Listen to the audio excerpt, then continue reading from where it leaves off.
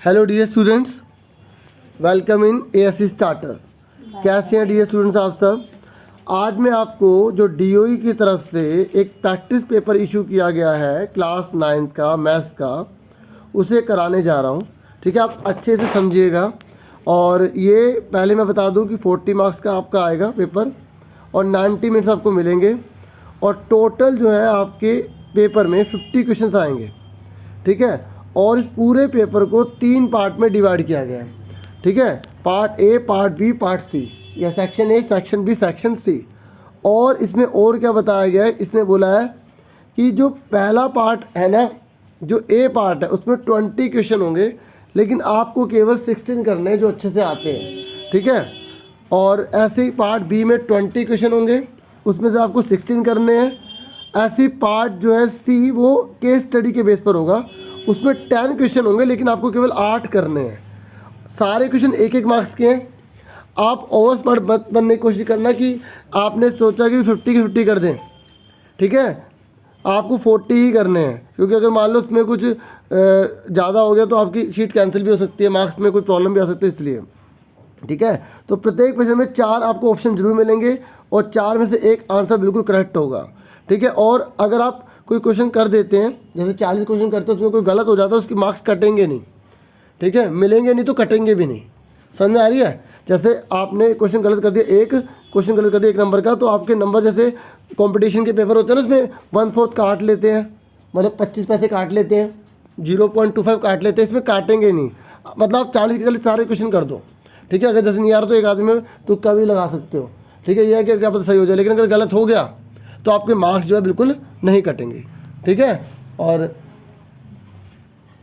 देखो मैं आपको समझाता हूँ। जैसे मान लो एक बच्चा है, ठीक है, उन्होंने 40 क्वेश्चन करे, 40 में से उसने 10 क्वेश्चन गलत कर दिए। ठीक है, 10 क्वेश्चन क्या कर दिए, गलत कर दिए, तो उसके नंबर कितने आएंगे, 30 आएंगे। ठीक है, तो 10 उसको, जैसे उसने 10 क्वेश्चन गलत करे तो इसकी सज़ा नहीं मिलेगी उसे। कि जैसे मान लो कंपटीशन के पेपर में होता है ना, 0.25 नंबर कट जाते हैं, तो उसे मल्टीप्लाई करो। ठीक है, तो कितना आ गया, 2.5, तो उसके 2.5 नंबर यहाँ से माइनस नहीं होंगे। अगर ऐसा होता ना नेगेटिव मार्किंग, तो उसके नंबर पता कितने आते, 27.5 आते, मतलब गलत करने की सज़ा मिलेगी उसे। ठीक है, ऐसा नहीं है इसमें, आगे समझ में आपको। मतलब कहने का ये है कि अगर आपने 30 क्वेश्चन करेक्ट करे तो आपको 30 नंबर मिलेंगे, किसी बच्चे ने 40 के 40 करेक्ट करे तो 40 के 40 मार्क्स मिलेंगे। ठीक है, ये है इसमें। ठीक है, क्योंकि इसमें बच्चों को काफ़ी कन्फ्यूजन होती है। और कैलकुलेटर बिल्कुल अलाउड नहीं होगा, पेपर आपका ऑफलाइन ही होगा, स्कूल के अंदर ही होगा। ठीक है, OMR शीट मिलेगी आपको, वो भी मैं एक वीडियो बनाऊंगा कि आप उसे कैसे करेंगे। ठीक है, तो अब फटाफट स्टार्ट कर देते हैं पहले क्वेश्चन को। ठीक है, सेक्शन ए के देखिए, हिंदी और इंग्लिश मीडियम दोनों में इसमें बताऊँगा। ठीक है, और कोई प्रॉब्लम होगी तो आप कमेंट बॉक्स में जरूर बताइएगा। ठीक है, यहाँ बोला गया एक प्रतिवर्ती कोण वह है, मतलब रिफ्लेक्स एंगल किसे कहते हैं। देखिए, रिफ्लेक्स एंगल वो होता है, ठीक है, जो 180 से बड़ा होता है और 360 से छोटा होता है। जैसे मैंने ये यहाँ पे लिखा 40 डिग्री, मैंने पूछा इसका रिफ्लेक्स कितना होगा। 40 डिग्री का अगर मैंने रिफ्लेक्स पूछा ना, क्योंकि एग्जाम में क्वेश्चन जरूरी नहीं यही आए, कुछ और भी आ सकता है। अगर आपसे 40 का रिफ्लेक्स पूछेगा तो पूरा सर्कल कितने का होता है, 360 का होता है। आप 360 में से 40 माइनस कर देंगे तो कितना आएगा, 320 आएगा। तो इसका मतलब ये हुआ कि जो जितने भी प्रतिवर्ती कोण होते हैं वो 180 से तो ज़्यादा होते हैं, लेकिन 360 से कम होते हैं, याद रखना। ठीक है, तो ये इसका आंसर का more than 180 degree and less than 360 degree. अब आ जाइए सेकंड पर। ये कह रहा है कि एक त्रिभुज है, उसकी भुजाओं का अनुपात 2:1:3 दे रखा है। ठीक है, और उसका पैरामीटर यानी कि परिमाप 24 दे रखा है। तो इसने बोला है कि सबसे बड़ी भुजा की लंबाई निकालिए। ठीक है, सबसे बड़ी भुजा की लंबाई निकालनी। जब भी आपको ये रेशो में दे रखा हो, जब भी आपको ये अनुपात में दे रखा है, तो आप क्या करेंगे, इसको अलग करने के लिए कोई वेरिएबल लगा लेंगे। जैसे 2x, x, क्योंकि 1 लिखो या ना लिखो मर्जी होती है, और तीसरा कौन सा होगा, 3x। अब आपको पता है ना पैरामीटर किसे कहते हैं, परिमाप किसे कहते हैं। पैरामीटर यानी कि परिमाप का मतलब होता है ये जो बाउंड्री है ना, ये बाउंड्री का टोटल। ठीक है, इस बाउंड्री के टोटल को जो है पैरामीटर कहा जाता है। और ये क्या है, तीनों साइड है, तीनों साइड से ना 1 2 3, इन तीनों का टोटल किसके बराबर होगा, 24 के। तो ये कितना होगा, 3 और 2 5 और 1 6।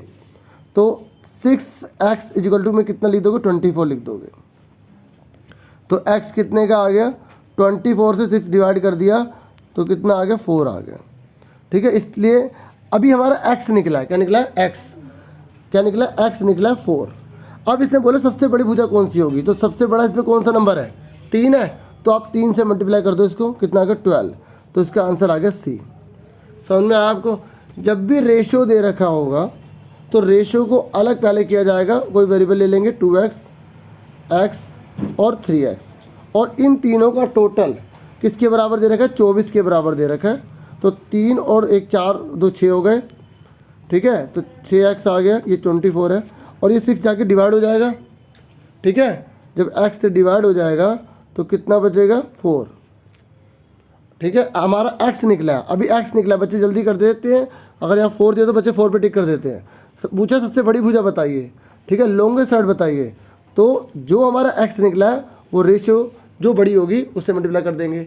अगर छोटा पूछा होता तो छोटे से मल्टीप्लाई कर देते, ठीक है। तो बड़ा कौन सा 3, तो 3 को मल्टीप्लाई करो 4 से, तो कितना आ गया 12 आ गया, ठीक है। इसका आंसर कितना आ गया 12। क्लियर हो गया सबको, आगे क्लियर हो गया। अब आगे देखिए नेक्स्ट है, ये कह रहा है कि एक परिमेय संख्या और अपरिमेय संख्या को गुणनफल मतलब मल्टीप्लाई करें, मतलब रेशनल नंबर और इरेशनल नंबर को जब मल्टीप्लाई करेंगे, ठीक है, तो उसका जो प्रोडक्ट है ना वो क्या आएगा, मतलब मल्टीप्लाई करने पर क्या आएगा। देखिए रेशनल नंबर और इरेशनल नंबर, परिमेय संख्या और अपरिमेय संख्या को गुणा करने पर, मल्टीप्लाई करने पर हमेशा इरेशनल नंबर आता है, ठीक है। क्या आएगा, ऑलवेज एन इरेशनल नंबर। जैसे 3 है ना, ये रेशनल नंबर है, और √3 क्या है, इरेशनल नंबर है। इन दोनों को मल्टीप्लाई करोगे तो ये इरेशनल कहलाएगा, अपरिमेय कहलाएगा, ठीक है। समझ में आ गया आपको, ये तो इजी था। तो इसका आंसर क्या है सी। नेक्स्ट है, अगर दो पूरक कोणों का अनुपात 10:8 है तो कोण क्या होगा, मतलब कॉम्प्लीमेंट्री एंगल बोले हैं। आपको पता ना कॉम्प्लीमेंट्री एंगल किन्हें कहते हैं, जिनका टोटल 90 डिग्री होता है। कितना होता है 90 डिग्री, ठीक है। कॉम्प्लीमेंट्री एंगल का टोटल 90 डिग्री होता है, ठीक है। हिंदी में पूरक कोण कहा जाता है, ठीक है। तो जब भी अनुपात दिया हो, मैंने क्या अलग करने के लिए कोई ना कोई हमें वेरिएबल लेना पड़ता है, कोई ना कोई चल लेना पड़ता है। तो हमने क्या करा 10x प्लस 8x, प्लस क्यों कर रहे हैं, क्योंकि दोनों का टोटल किसके बराबर होगा 90 डिग्री के। क्यों होगा, क्योंकि कॉम्प्लीमेंट्री है, क्या है पूरक है। अगर यहाँ पे कॉम्प्लीमेंट्री की जगह संपूरक लिखा होता, सप्लीमेंट्री लिखा होता, तो हम इक्वल टू में क्या लिख देते 180 लिखते। क्या लिखते 180, क्योंकि एग्जाम में जरूरी नहीं ये क्वेश्चन आए। तो अब यहाँ पे कॉम्प्लीमेंट्री बोला है तो हमने क्या लिख दिया 90 लिख दिया। अब बताइए 10x और 8x कितने होते हैं 18 होते हैं, तो इक्वल टू में कितना 90। तो x इक्वल टू कितना आ गया 90/18 से डिवाइड कर देंगे, नीचे 18 है, ठीक है। तो 18 से डिवाइड करेंगे तो कितना आ जाएगा 5 आ जाएगा, कितना आ जाएगा 5, ठीक है। अभी हमारा x निकला है, कितना निकला है x, ठीक है। 90 को 18 से डिवाइड करेंगे तो हमारा 5 आएगा, ठीक है। हमारा क्या निकला है x निकला है। अब हमें क्या निकालना है, इसने बोला है एंगल्स बताइए, तो हमारा x कितना निकला है 5, तो 5 को इससे मल्टीप्लाई करो कितना हो गया 50, और 5 को इससे मल्टीप्लाई करो कितना हो गया 40। अब बताओ 50-40 कहाँ दे रखा है ये रहा, ठीक है। और चेक करो तुम्हारा आंसर सही है गलत है। दोनों को ऐड करने पे 90 आ रहा है। और क्या दोनों की रेशो 10:8 है, चेक करते हैं 50/40, ठीक है। तो 0 से 0 कैंसिल हो गई, तो रेशो कितनी आ रही 5:4। आप कहोगे सर 10:8 तो आ नहीं रही, आप चेक करो 10/8 लिख के देखो, इसे डिवाइड करो, 2 से कट रहा है, 2 4 8, 2 5 10 आ रहा है ना 5/4। तो आपको अगर रेशियो ऐसे दे रखे इसे काट के चेक भी करना है। आप ये मत सोचना कि भाई सर यहाँ तो 5/4 आ रहा है ना, और यहाँ पर हमें 10:8 दे रखे तो उसको भी काट के देख लो, आ रहा है ना 5/4, यहाँ भी 5/4 आ रहा है। समझ में आ गया, इसका मतलब हमारा इसका आंसर क्या है ए, क्या है ए आंसर। अब आ जाइए 5वें क्वेश्चन पर। ये कह रहा है कौन सा अपरिमेय है, कौन सा इरेशनल नंबर है। इरेशनल नंबर मैंने आपको अच्छे से समझा रखी है वीडियोस में कि जो भी p/q की फॉर्म में नहीं होते, ठीक है, उन्हें इरेशनल कहते हैं, ठीक है। मतलब अगर जो पाई है वो क्या है इरेशनल, कोई भी चीज़ रूट में आ जाए और बाहर ना निकल पाए, कोई भी चीज़ रूट में आ जाए, इसे रूट कहते हैं बच्चों, हिंदी में वर्गमूल। अगर कोई भी चीज़ रूट में आ जाए और बाहर ना निकल पाए उसे अपरिमेय यानी कि इरेशनल कहेंगे। अब आप कहोगे सर ये तो सारे के सारे ही रूट में है, क्या सर सारे ही इरेशनल है? नहीं, हम चेक करेंगे कौन बाहर निकल सकता है। अगर बाहर निकल गया ना तो वो परिमेय बन जाएगा, क्या बन जाएगा रेशनल बन जाएगा। हमसे पूछा है इरेशनल नंबर, तो आओ चेक करते हैं। देखो 4 का रूट क्या होता है 2, 9 का क्या होता है 3, तो इसका तो 2/3 है, ये तो बाहर निकल गया। तो ये क्या हुआ रेशनल हुआ। हमसे पूछा इरेशनल अपरिमेय, क्या पूछा इरेशनल, तो ये तो नहीं है। अगला देखो, रूट को रूट से डिवाइड कर सकते हो, रूट को रूट से डिवाइड कर सकते हो। 3 4 जा 12 रूट में रहेगा। अब 4 का रूट होता है 2 होता है ना, तो ये भी बाहर निकल गया, तो ये भी रेशनल है, ये भी रेशनल है। पर हमसे पूछा इरेशनल अपरिमेय पूछा है। अब देखिए 81 का क्या होता है 9 होता है, ये भी बाहर निकल गया।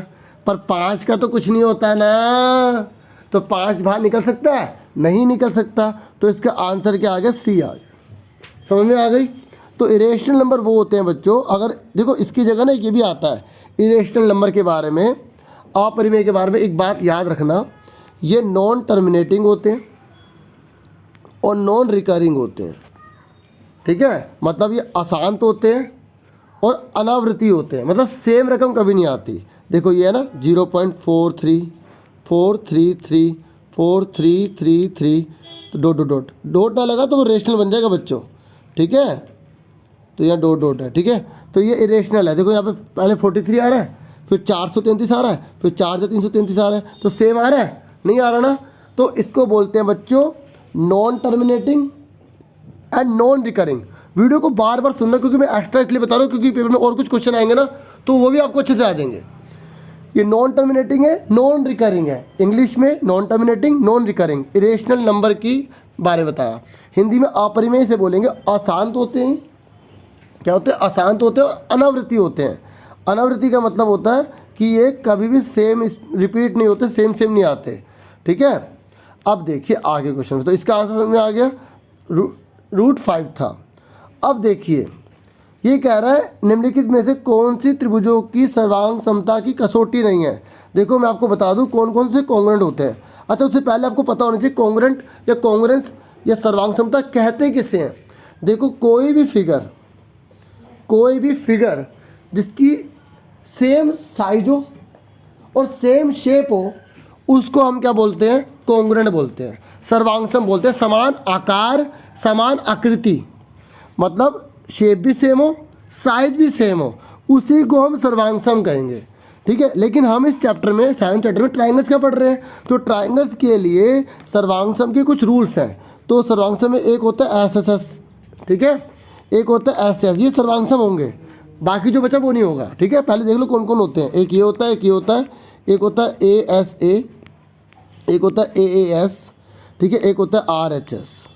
ठीक है, और इसी को हम SAA भी लिख लेते हैं। ठीक है, इसके अलावा बाकी कोई भी बचा वो नहीं होता। तो कौन बचा मैं बताता हूँ। एक बचा है AAA, ये नहीं होता। आप क्योंकि सर इसमें AA तीनों सेम है, तो ये क्यों नहीं है। देखो ये एक ट्राइंगल है, ये एक बड़ा ट्राइंगल है, ये भी 40 का है, ये भी 40 का है, ये भी 60 का है, ये भी 60 का है। अच्छा बच्चों बताओ ये तीसरा कितने का होगा। एक ट्राइंगल का 180 होता है ना, तो ये कितने का हुआ 80 का हुआ ना। तो अब आप बोलोगे सर इसमें तीनों के एंगल तो सेम है, तो ये कॉन्ग्रुएंट क्यों नहीं है। बच्चों ट्राइंगल 180 का छोटा भी बन सकता है, ट्राइंगल 180 डिग्री का बड़ा भी तो बन सकता है। तो इसकी शेप तो सेम है लेकिन साइज तो अलग अलग हो गया ना। आपको दो बातें याद रखनी है कि कॉन्ग्रुएंट ट्राइंगल उसी को ही कहोगे जिसकी शेप भी सेम हो, साइज भी सेम हो, आकार भी समान हो और आकृति भी समान हो, उसे ही हम कॉन्ग्रुएंट कहते हैं। तो कॉन्ग्रुएंट कौन कौन से नहीं होते, दो याद कर लो कौन कौन से नहीं होते। एक होता है SSA, ये नहीं होता, इसको हम ऐसे भी लिख सकते हैं ASS, ये नहीं होते दोनों। ठीक है, ये एक ही है एक्चुअल में। और दूसरा AAA, ये नहीं होते। बस ये याद रख लो क्योंकि एग्जाम में इससे बाहर नहीं आएगा। जो बाकी मैंने भी बताया था ना पहले कौन कौन से होते हैं वो याद कर लो, तो आपका क्वेश्चन ये पक्का हो जाएगा, नंबर आपके नंबर नहीं कम होंगे। ठीक है डियर स्टूडेंट्स, और अगर आपको जैसे मैं दोनों लैंग्वेज में करवा रहा हूँ, अगर इसमें प्रॉब्लम आ रही है तो आप कमेंट बॉक्स में बता देना, फिर मैं अलग अलग वीडियो भी बना दूंगा। ठीक है, बाकी चलो आगे देखते हैं। 7th क्वेश्चन पर आ जाइए। ये कह रहा है एक त्रिभुज है, मतलब एक ट्राइंगल है। ठीक है, उसकी दो साइड्स हमें दे रखी हैं। ठीक है, दो साइड दे रखी हैं, पैरीमीटर दे रखा 42, मतलब हमें तीसरी साइड खुद पता लगानी पड़ेगी। आप सबको पता है ना परिमाप किसे कहते हैं, पैरीमीटर किसे कहते हैं। तीनों साइडों का जो टोटल होता है ना उसी को पैरीमीटर कहा जाता है।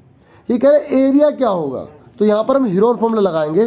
ठीक है, मैं आपको यहाँ पे करके दिखाता हूँ। देखिए ये ट्राइंगल था हमारा, ठीक है, हमें एक 18 दे रखा है, एक 10 दे रखा है, और तीनों साइडों का टोटल कितना दे रखा है 42।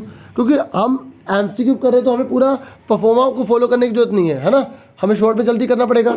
आप खुद सोचो, आपको तीनों साइडों को टोटल 42 दे रखा है, तो तीसरी साइड कितने की होगी, इन दोनों को जोड़ के हम 42 में से माइनस कर देंगे तो कितना आ जाएगा हमारा 14 आ जाएगा।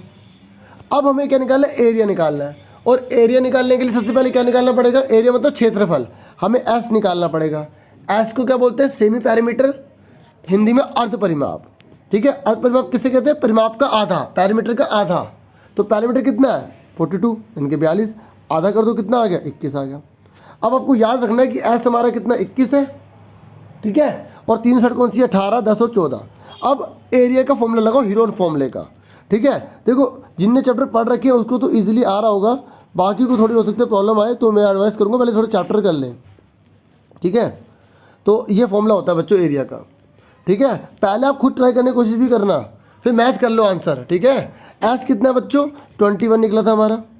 ठीक है, फिर 21 में से ए लैस कर दो, ए कितना था हमारा, हमने 10 मान लिया। ठीक है, किसी को भी मान सकते हो आप पहले, फिर 21 में से 18 बी मान लिया, और सी वाले को हमने क्या मान लिया 14 मान लिया। ठीक है, अब फटाफट बताओ कितना बचा, 21 बचा यहाँ पर, 21 में से 10 का कितना बचा 11, 21 में से 18 का बचा कितना 3, और 21 14 का कितना बचा 7। ठीक है, अब इसमें से बाहर निकालना है हमें, क्या निकालना है बच्चों, इसमें से हमें बाहर निकालना है।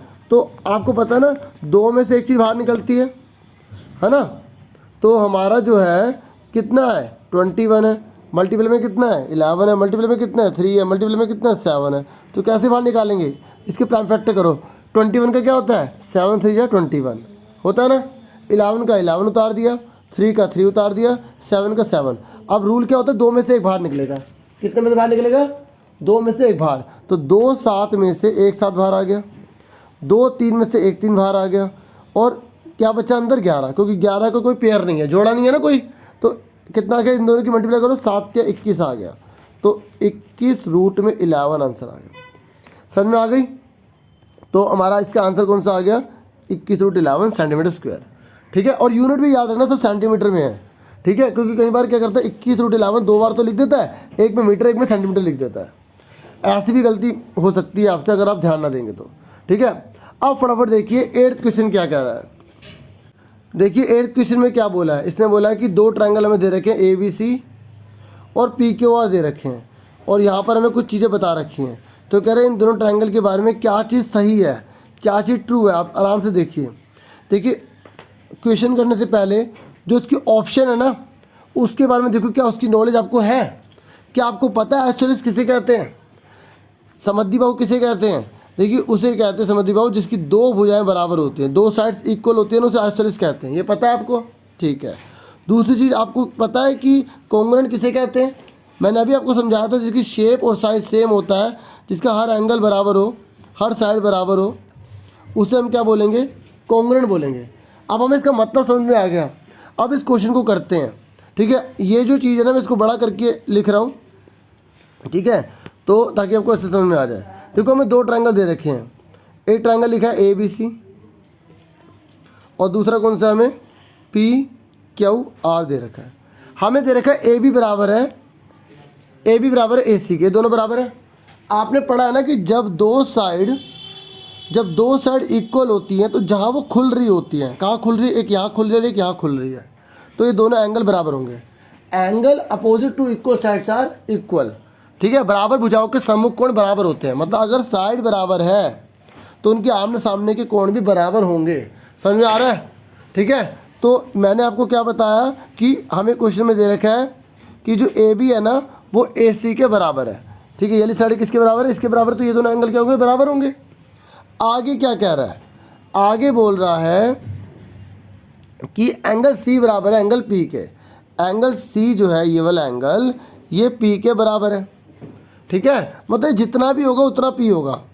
ठीक है, अब और क्या कह रहा है, कह रहा है B बराबर Q के है, ये जो B एंगल, ठीक है, ये Q के बराबर है।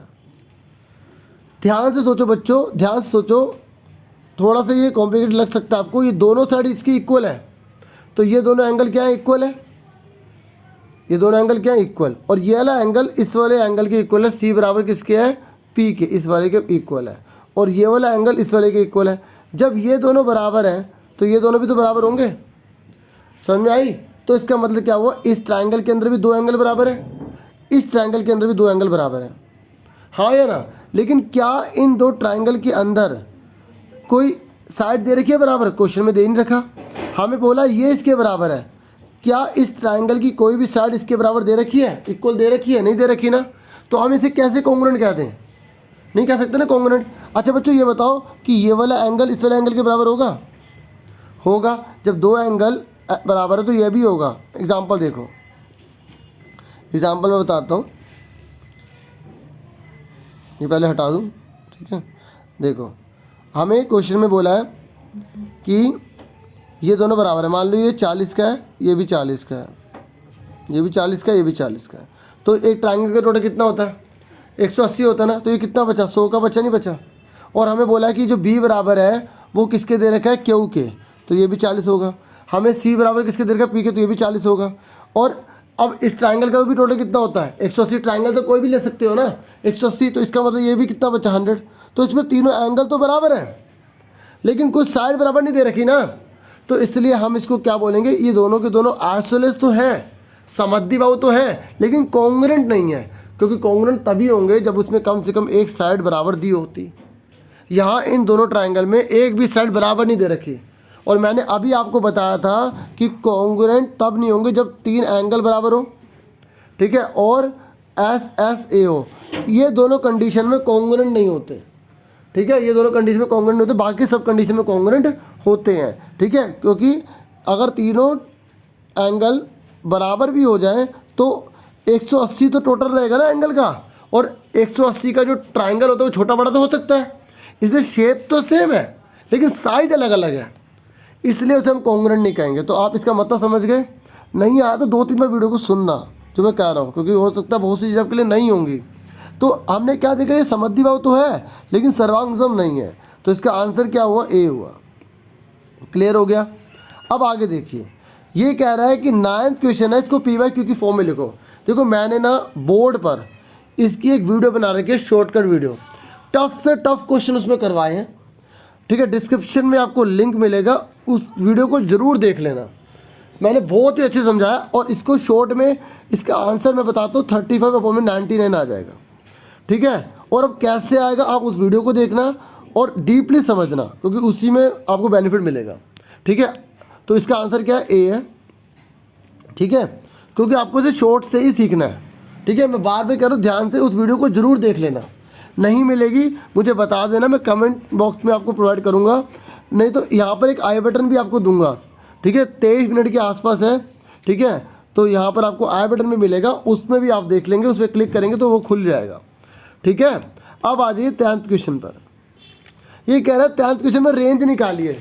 अगर आपने 14 चैप्टर पढ़ा ना रेंज का, तो रेंज कैसे निकालते हैं, सबसे बड़े नंबर में से, हिंदी में परिसर बोलते हैं, सबसे बड़े नंबर में से सबसे छोटा नंबर घटा दो। अब सबसे बड़ा नंबर कौन सा है इसमें, 91 है, और सबसे बड़ा कौन सा है, 6 है, तो 91 में से 6 चले गए तो कितने आ गए, 85, तो इसका आंसर सी आ गया। समझ में आ गई, तो बहुत ईजी था ना, इसमें तो ज़्यादा टाइम नहीं लूँगा मैं, है ना, ईजी था ना बच्चों। चलो अब आ जाइए, कह रहा है एक्स अक्ष से ऊपर 5 इकाई की दूरी पर होगा तो उसका रेखीय समीकरण बताइए। मतलब एक ऐसी इक्वेशन बताइए जो एक्स एक्सिस पर से 5 यूनिट ऊपर है। अब सुनो ध्यान से, देखो ये क्या है, एक्स एक्सिस है, सबको पता है। ये क्या है प्यारो, वाई एक्सिस है, सबको पता है, हाँ या ना, आप सबको पता है, मुझे पता है। ये 1 होता है, ये 2 होता है, ये 3 होता है, ये 4 होता है, ये 1 माइनस का 2, ऊपर 1 लिया, 2 लिया। देखो राइटिंग थोड़ी ऐसी आ सकती है, थोड़ा कोऑपरेट करना, बाकी समझाने में किसी प्रकार की कोई कमी नहीं करूँगा। 5 तक ले लिया। इसने बोला है एक्स एक्सिस से, थोड़ा कलर चेंज करते हैं, एक्स एक्सिस से 5 कदम ऊपर, तो 1 2 3 4 5, तो ये जो 5 है ये किसकी वैल्यू है, आपको पता नहीं ये कौन सी लाइन होती है, एक्स की होती है, ये वाई की होती है, तो ये जो 5 है वैल्यू वो किसकी है, वाई की है ना। यानी कि अगर एक्स एक्सिस से ऊपर बोल रहा है तो वाई की वैल्यू होती है, अगर वाई एक्सिस से बोलेगा तो यहाँ बोलेगा लेफ्ट राइट। जब एक्स एक्सिस होता है ना तो उससे ऊपर और नीचे बोला जाता है, अबव एंड बिलो कहा जाता है, याद रखना। और वाई एक्सिस जो होता है ना उसके लिए बोला जाता है लेफ्ट एंड राइट। तो यहाँ एक्स एक्सिस के ऊपर बोल रहा है बच्चों, एक्स एक्सिस के ऊपर। तो एक्स एक्सिस के ऊपर मतलब वाई की वैल्यू, तो वाई की वैल्यू कितनी है 5, क्योंकि 5 बोला है, 6 बोलते तो 6 होती, 7 बोलते तो 7 होती। तो वाई की वैल्यू कितनी है प्यारो 5। तो ये प्लस वाला 5 जाके उधर जाके क्या बन जाएगा, माइनस का बन जाएगा, है ना। तो ये आंसर आ गया y -5 = 0। अब देखो कौन सी इक्वेशन है जो लिखी हुई है, ये लिखी सी। समझ में आ गया आप सबको। तो इस तरीके की क्वेश्चन ऐसे कर रहे हैं। और देखो ये सेम क्वेश्चन नहीं आने वाले हैं, इसलिए मैं थोड़ा एक्स्ट्रा बता रहा हूँ ताकि आपकी अच्छे से प्रैक्टिस हो जाए। बाकी रही बात पीडीएफ की, आपको डिस्क्रिप्शन में लिंक मिलेगा, आप पीडीएफ भी आराम से कर सकते हैं, ले सकते हैं। अब देखिए 12 क्वेश्चन बहुत ही ईजी है। इसने बोला k की वैल्यू आपको निकालनी है, ठीक है। और हमें x कितना दे रखा 3, y कितना दे रखा -2, पुट कर देंगे, k की वैल्यू निकल जाएगी। चलो करके दिखाता हूँ। k x - 3y = में 12 दे रखा है, हमें दे रखा है। तो x की जगह क्या लिखेंगे, बोलो प्यारो क्या लिखोगे x की जगह? x की जगह हम लिखेंगे अपना, x की जगह क्या लिख देंगे डियर स्टूडेंट्स, 3 लिख देंगे, ठीक है। और y की वैल्यू कितनी थी, y की थी -2 थी। तो बाकी सारा सेम उतार दिया, ठीक है। हमें रफ में करना है, इसलिए मैं यहाँ पे और ये इस तरीके की साइन नहीं बना रहा, क्योंकि हमें केवल ऑप्शन पे टिक करना है ना, इसलिए मैं ऐसे कुछ चीज़ें बना नहीं रहा हूँ, ठीक है। नहीं तो हमें एक ही चीज़ का ध्यान रखना पड़ता है ताकि टीचर नंबर ना काट ले। अब यहाँ तो MCQ है, टिक करना है। अब बताओ k की 3 में मल्टीप्लाई करेंगे तो कितना आएगा, 3 के ही आ जाएगा, है ना। क्या आ जाएगा, 3 के आ जाएगा। उसके बाद ये दोनों माइनस के हैं डियर स्टूडेंट्स, ये दोनों माइनस के हैं। और जब ब्रैकेट लगा होता है तो क्या करते हैं, मल्टीप्लाई करते हैं। तो -3 की -2 में मल्टीप्लाई करेंगे तो कितना आएगा, +6 आ जाएगा। 3 2 6 होता है।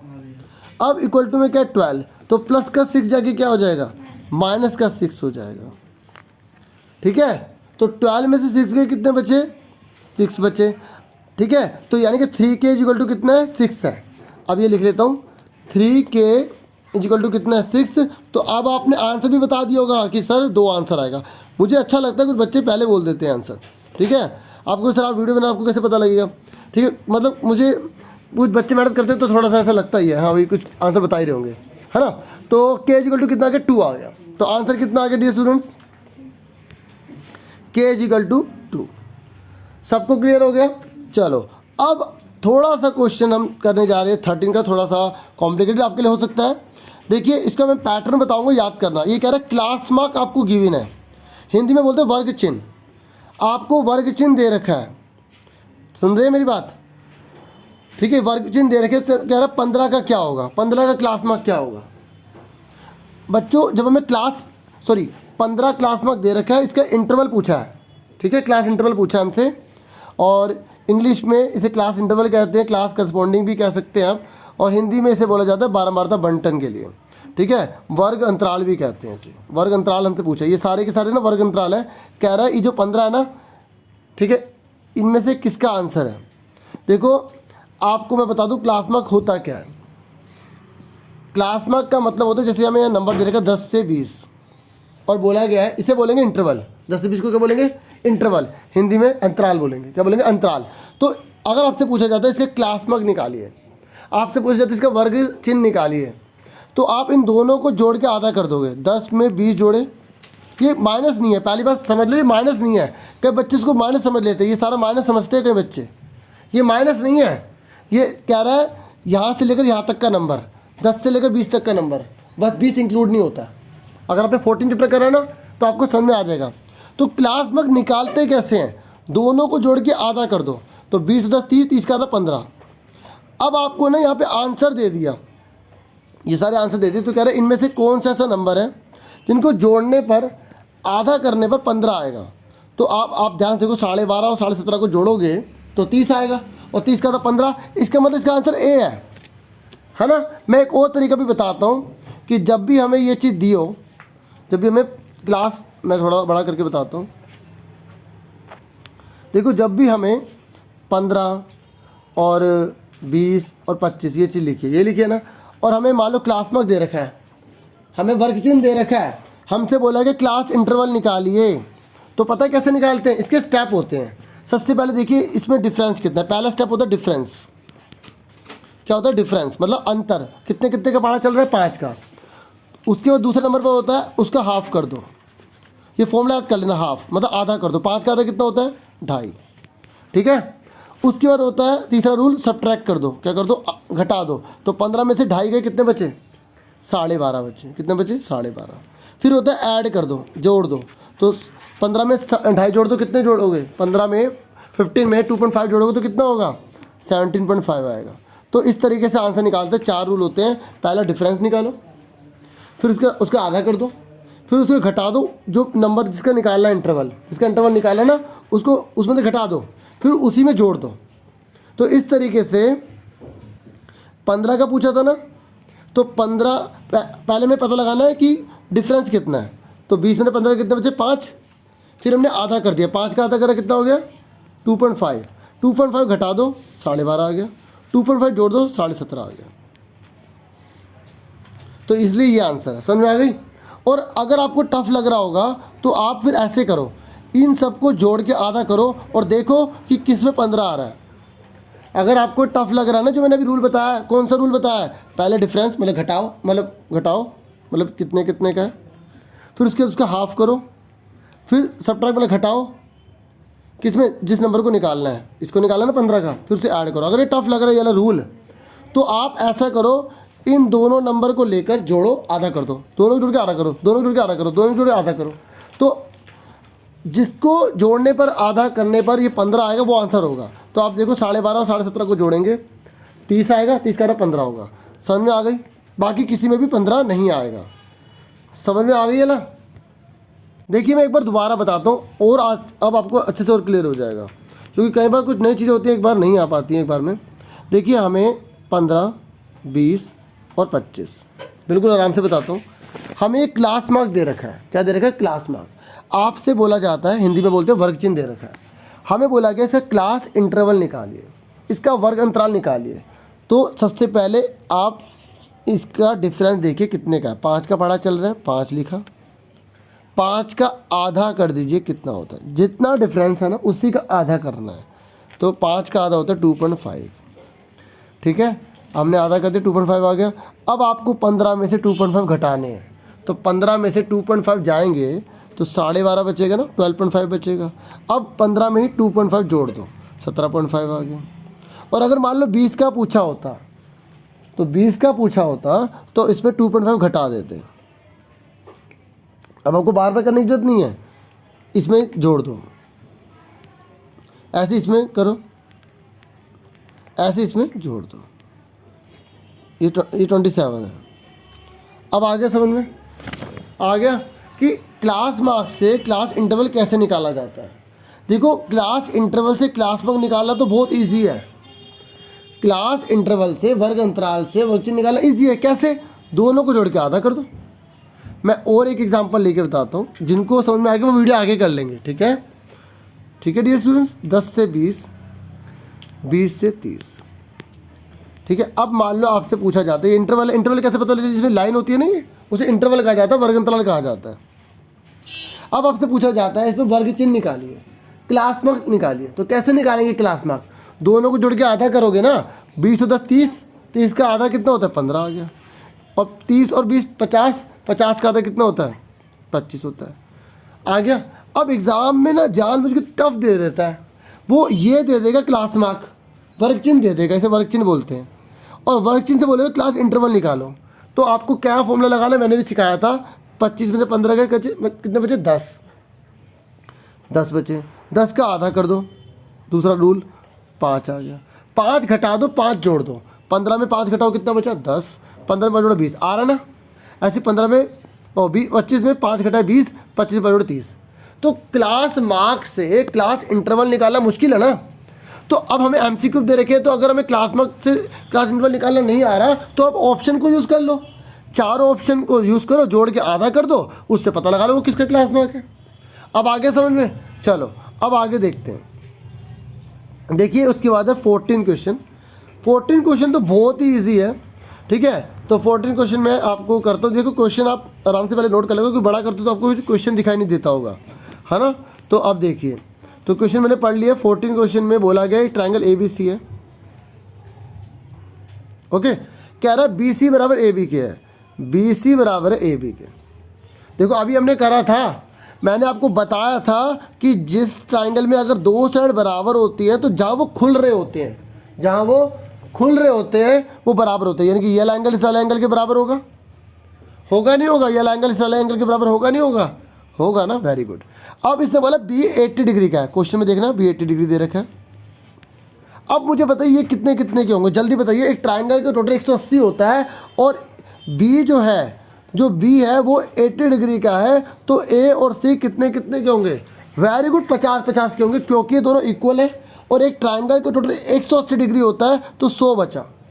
और जब 100 बचा तो 100 का आधा करेंगे तो 50-50 ही तो दोनों लेंगे। तो इस तरीके से इसका 50-50 आंसर आ गया। लेकिन पूछा क्या था, चेक कर लेते हैं। हाँ, क्वेश्चन में पूछा था ए कितना होगा, तो हमने बिल्कुल सही बताया 50 होगा। क्लियर हो गया आप सबको, अच्छे से आ गया? ठीक है, उम्मीद कर रहा हूँ आपको आ रहा होगा और आपके लाइक ही बता देंगे कि कितना मैं अच्छे से समझा पा रहा हूँ। ठीक है, 15 क्वेश्चन है। देखिए 15 क्वेश्चन है, पहले हिंदी में बता देता हूँ इससे, क्योंकि कन्फ्यूज़न नहीं होगी। ठीक है, 16 वालों को भी 15 को थोड़ा इंग्लिश में बताऊँगा तो वीडियो आगे कर लें। ये कह रहे दो समांतर रेखाएँ हैं, ये दो समांतर रेखाएँ हैं। ये कह रहा है इसको तिर्यक रेखा काट रही है। देखो जो लाइन काट के जाते हैं तो तिर्यक रेखा कहते हैं। कह रहे इसके एक तरफ बने आंतरिक कोण, ये अंदर के जो कोण है ये, इसको किस नाम से जाना जाता है? देखिए इसे आसन कोण के नाम से जाना जाता है। ठीक है, तो ये तो बहुत इजी था। और अगर आपसे कुछ और पूछता, जैसे मान लो ये दो कोण है, ये और ये, इसको बोलते हैं अंत एकांतर कोण।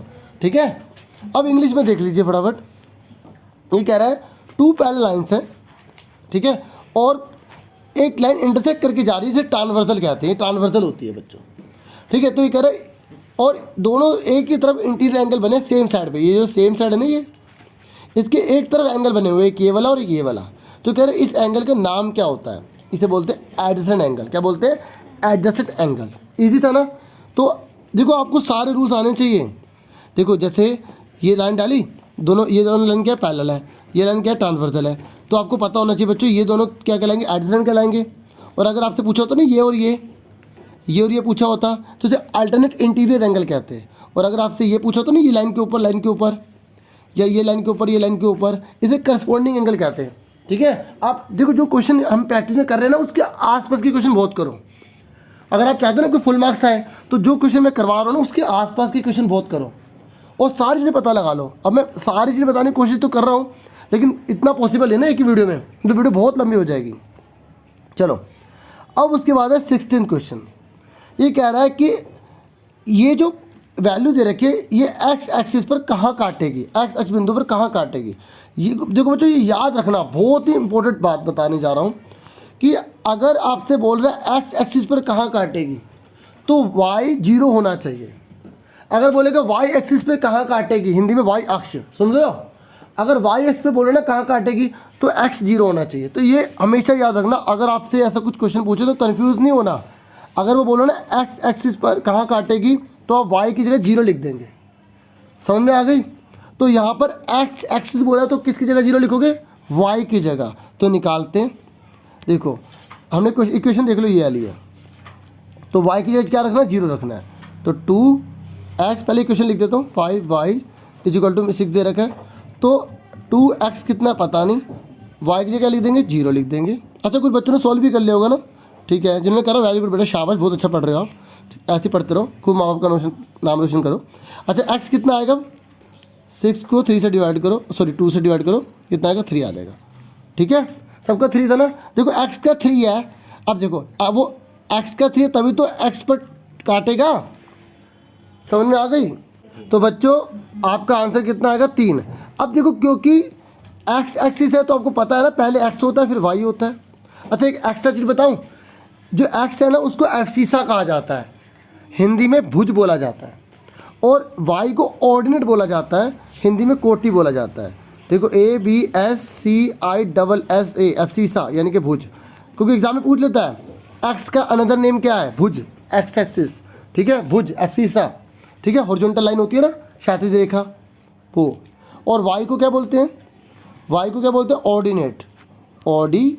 कोऑर्डिनेट, NATE, ठीक है, हिंदी में क्या बोलते हैं, कोटि, ठीक है, यानी कि वर्टिकल एक्सिस, ये जो खड़ी हुई लाइन होती है ना ऊर्ध्वाधर, उसे बोला जाता है। तो एक्स एक्सिस है। अब इसमें से कौन सा आंसर होगा, आप कहोगे सर 3 हमारा आया तो 3 इसमें भी है, 3 इसमें भी है, कौन सा आंसर होगा, तो पहला एक्स होता है ना, तो इसका आंसर बी होगा। देखो बहुत आसान है, मैंने आपको बोला 20 में से 16 क्वेश्चन आपको करने हैं, तो फ़ायदा ही है, जो नहीं आएगा ना डाउट होगा वो छोड़ सकते हैं, लेकिन आप पूरी तैयारी रखो, अच्छे से पक्की करो, ठीक है। अब आ जाओ 17th क्वेश्चन पे। देखो 17th क्वेश्चन में बोल दिया कि ये दोनों कॉन्ग्रुएंट है। बच्चों कॉन्ग्रुएंट का मतलब समझा चुका हो ना, ठीक है। कॉन्ग्रुएंट का मतलब होता है जिसकी शेप भी सेम होती है और साइज भी सेम होता है। अब कह रहा है अगर दोनों ट्राइंगल कॉन्ग्रुएंट है तो आपको पता लगाना है कि इनमें से कौन सी चीज़ ट्रू होगी, कौन सी चीज़ ट्रू होगी, सत्य होगी चारों में से। अब जब तक हम सॉल्व नहीं करेंगे हमें पता नहीं लगेगी। अब आप ये क्वेश्चन देख लो, क्योंकि अब इसे बड़ा करूँगा समझाने के लिए, तो क्वेश्चन पहले नोट कर सकते हो, ऐसे भी कर सकते हो, ठीक है। तो अब देखिए हमें बोला गया 2 ट्राइंगल हैं, एक है AB और C, दूसरा है FD और ये क्या है, E है, ठीक है। अब हमें क्या दिया हुआ है, AB 5 दे रखा है 5, और एंगल B कितना दे रखा है, 40 डिग्री दे रखा है, ठीक है, और एंगल A कितना दे रखा है, 80 डिग्री दे रखा है, ठीक है। अब मैं आपको एक बात बताऊं, हमें क्वेश्चन में बोला हुआ है ना ट्राइंगल ABC कॉन्ग्रुएंट है, ठीक है। ये कॉन्ग्रुएंट का साइन सही से बना लेना। अच्छा हम तो MCQ कर रहे हैं तो रफ बन भी जाएगा तो कोई दिक्कत नहीं है, ठीक है, FDE, ठीक है।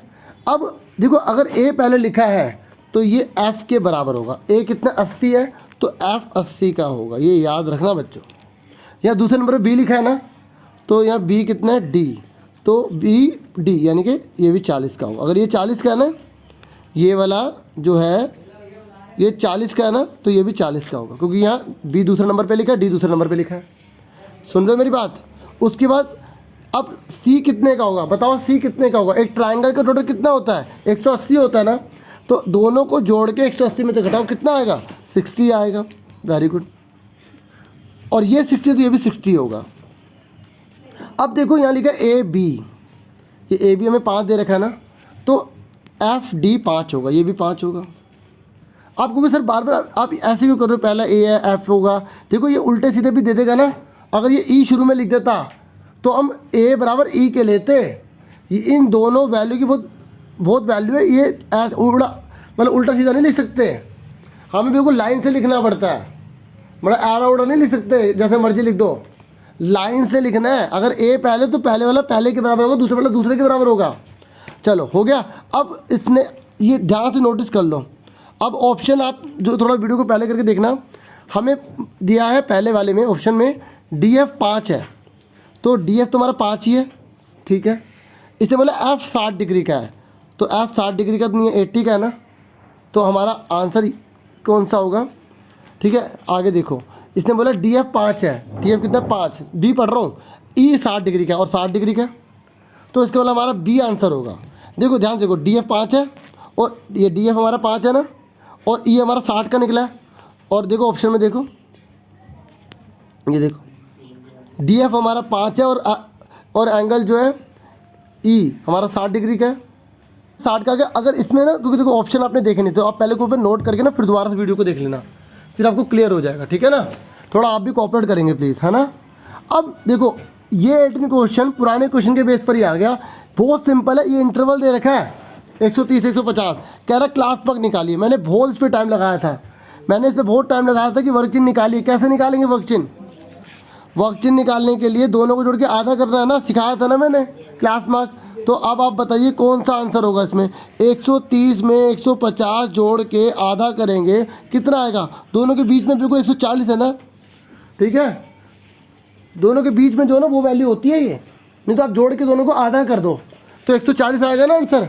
सबका ठीक है ना, जोड़ेंगे तो 280 हो जाएगा, 280 का 100 आधा 140 ही होता है। चलो ये तो बहुत इजी था, मुझे जहाँ तक उम्मीद है। अब कह रहा है 19 क्वेश्चन में ये हमें इक्वेशन दे रखी है, इन चारों में से कौन इसका सॉल्यूशन है। तो मैंने आपको अच्छे से समझाया था डियर स्टूडेंट्स कि पहले वाला x होता है, दूसरे वाला y होता है। पहले वाला x दूसरे वाला y, पहले वाला x दूसरे वाला y, पहले वाला x दूसरे वाला y। तो अब आपको इसे पुट करना है और जो राइट हैंड साइड के बराबर आ जाएगा ना वो आपका आंसर हो जाएगा। अब देखो सबसे पहले हमें दे रखा है 0 2, तो x की जगह 0 लिखा, y की जगह 2 लिखा, तो 0 यहाँ 2 दूनी कितना होता है 4। मैं करके दिखा देता हूँ ना, देखो x की जगह 0 लिखा 2, y की जगह 4 लिख दिया, सॉरी 2 लिख दिया, 2 दे रखा ना। तो देखो यहाँ कोई सा नहीं गुणा होता है, मल्टीप्लाई होता है, इसलिए मल्टीप्लाई लगाया है। तो 0 - 4 कितना होता है, माइनस का 4 होता है, 4 तो नहीं आ रहा। अगर आपका left hand side right hand side के बराबर आ जाएगा तो वही आंसर होगा। अब आप देखो बी में देखो, x की जगह 4 लिखना है, 4 लिख दिया, y की जगह 0 लिखना है, y की जगह क्या लिखना है 0, तो 4 0 की किसी मल्टीप्लाई करो 0 आता है, ठीक है। तो 4 में से 0 घटाए 4 आ गया, तो इसका मतलब आंसर क्या है, इसका बी है, ठीक है। बाकी भी करके दिखा देता हूँ, इनको आगे कर सकते हैं वीडियो। x की जगह कितना देखा 2, y की जगह लिखा है 0, तो 2 की 0 में गुणा 0, तो यहाँ 2 आ रहा है, तो ये 4 नहीं आ रहा। लेफ्ट हैंड साइड अगर राइट हैंड साइड के बराबर आ जाएगी वो आंसर होगा। मैंने निकाल दिया बी, अभी आपको करके दिखाया, लेकिन सारे करके दिखा रहा हूँ। x की जगह 1 लिखा, y की जगह क्या लिखना है 1 लिखना है, तो 2 1 जा 2 होता है, 1 में से 2 के माइनस का 1 आ रहा है, तो ये तो बिल्कुल नहीं है, ये भी नहीं है, ये भी नहीं है, तो आंसर क्या है इसका बी। समझ में आ गया। देखो 20 क्वेश्चन में बोला गया है कि इनमें से कौन सा इंटीरियर अल्टरनेट एंगल है। देखिए मैंने अभी आपको अच्छे समझाया था, हिंदी में बताता हूँ, एकांतर अंतःकोण, ठीक है। तो पहले मैं हिंदी में बोल देता हूँ। इसने बोला है कि कौन सा एकांतर अंतःकोण है, तो जब 2 लाइन पैरेलल होती हैं, समांतर होती हैं, तो ये जेड बन रहा होता है, ये जेड, तो ये दोनों ना अंत एकांतर कोण होते हैं। तो यहाँ 3 = 6 के और 4 = 5 के, देखो कौन दे रखा है इसमें से, 3 = 6 दे रखा है ना, ये ऐसे इंग्लिश में देखो अल्टरनेट इंटीरियर एंगल वो होते हैं जब जेड बन रहा होता है, तो ये वाला एंगल इसके इक्वल होता है, ये वाला एंगल इसके इक्वल होता है। तो 3 और 6 और 4 और 5, देखो 3 और 6 दे रखा है, अगर यहाँ पे 4 और 5 दिया होता तो वो भी सही होता, और यहाँ पे लिख देता, यहाँ पर लिख देता 3 और 6, यहाँ लिख देता 4 5, और यहाँ लिख देता बोथ, तो बोथ पे टिक कर देते। लेकिन यहाँ पर 3 और 6 और 4 और 5 में से एक ही एग्जाम्पल दे रखा है, 3 और 6 का, तो ये आंसर इसका ए आ गया। होप आपको समझ में आ गया होगा। अब हम पार्ट बी करने जा रहे हैं, ठीक है, फटाफट स्टार्ट करते हैं। 20 तक हम ऑलरेडी कर चुके हैं, ठीक है। पहला क्वेश्चन है, यहाँ पर बोला गया है कि यदि 30 + x डिग्री का संपूरक कोण 40 डिग्री है तो x का मान क्या होगा। मतलब ये कह रहा है 30 डिग्री + x डिग्री एक सप्लीमेंट्री है, उसका 40 डिग्री, तो x की वैल्यू क्या होगी। देखिए हमने जो पीछे जो हमने क्वेश्चन करे थे, ठीक है, सेक्शन ए में हमने कॉम्प्लीमेंट्री जाना था, और मैंने आपको सप्लीमेंट्री के बारे में बताया था कि सप्लीमेंट्री एंगल वो होते हैं जिनका टोटल 180 डिग्री होता है, ठीक है। तो अब ये और ये दोनों मिलके सप्लीमेंट्री बन रहे हैं, तो इसका मतलब क्या हुआ, इन दोनों का टोटल कितना हुआ 180 हुआ, यानी कि 30 + x + 40 डिग्री = में 180 डिग्री, यानी कि 30 + 40 कितने होते हैं 70 होते हैं, ठीक है। तो = 180, तो x की वैल्यू कितनी निकल जाएगी, x की वैल्यू निकल जाएगी प्लस का 70 जाके माइनस का हो जाएगा, तो x की वैल्यू कितनी आ गई 110 आ गई, ठीक है। क्लियर हो गए। तो इसका आंसर तो बहुत इजी था, x की वैल्यू पूछी थी तो 110 आ गया। बाकी ठीक है, मैं इस तरीके से इस पेज पे कराऊंगा, अब तो मैंने उसी पेज लिख दिया, कई बच्चों को प्रॉब्लम होती है ना, तो आगे से बड़ा करके बता दूंगा। तो आपको ये वाला क्लियर हो गया, पहले वाला 21 का, ठीक है, ये पहला क्वेश्चन था आज का। अब देखते हैं 22 क्वेश्चन कौन सा है। अब देखिए 22 क्वेश्चन में क्या कह रहा है, ये कह रहा है ए में से बी को लेस करेंगे 42 आएगा, और बी में से सी को लेस करेंगे 21 आएगा, ऐसे आप इंग्लिश में देख सकते हैं, ठीक है। ये कह रहा है कि एंगल बी की, ठीक है, बताइए वैल्यू क्या होगी, उसे मेजर करना है एंगल बी को। तो आपको पता ना एक ट्रायंगल का टोटल कितना होता है 180 डिग्री होता है, एक त्रिभुज के तीनों कोणों का योग 180 डिग्री होता है, तो हम त्रिभुज के तीनों कोणों का योग क्या ही फॉर्मूला लगाएंगे। देखिए ये ध्यान रखना, हमें जैसे बी निकालना है ना, तो सारी की सारी वैल्यू को बी में कन्वर्ट करेंगे। अभी आपको समझ में आ जाएगा क्या कह रहा हूँ मैं। आपने क्वेश्चन देख लिया, तो आपको जो है यहाँ बोला हुआ एक ट्रायंगल है, ये ए है, ये बी है और ये सी है। आपको पता है angle A plus angle B plus angle C = कितना होता है 180 डिग्री, ठीक है। अब हमें यहाँ पर एक लिखा हुआ ना वैल्यू a - b = में 42 डिग्री दे रखा है ना। हमें आप क्वेश्चन देखो, दे रखा है ना, आपने क्वेश्चन उतार तो अब देखो उसमें। तो हमें मैंने क्या कहा, जब हमें ऐसे कोई क्वेश्चन दिए होते हैं तो हम जितने भी बाकी बचे होते हैं, जैसे बी निकालना है ना, हमें क्या निकालना है, एंगल बी निकालना है, तो बाकी जितनी जो ये है ना एंगल ए और एंगल सी, इसको भी बी में कन्वर्ट करेंगे। किस में कन्वर्ट करेंगे, बी में। अगर क्वेश्चन बोलेगा ए निकालो तो सबको ए में कन्वर्ट करेंगे।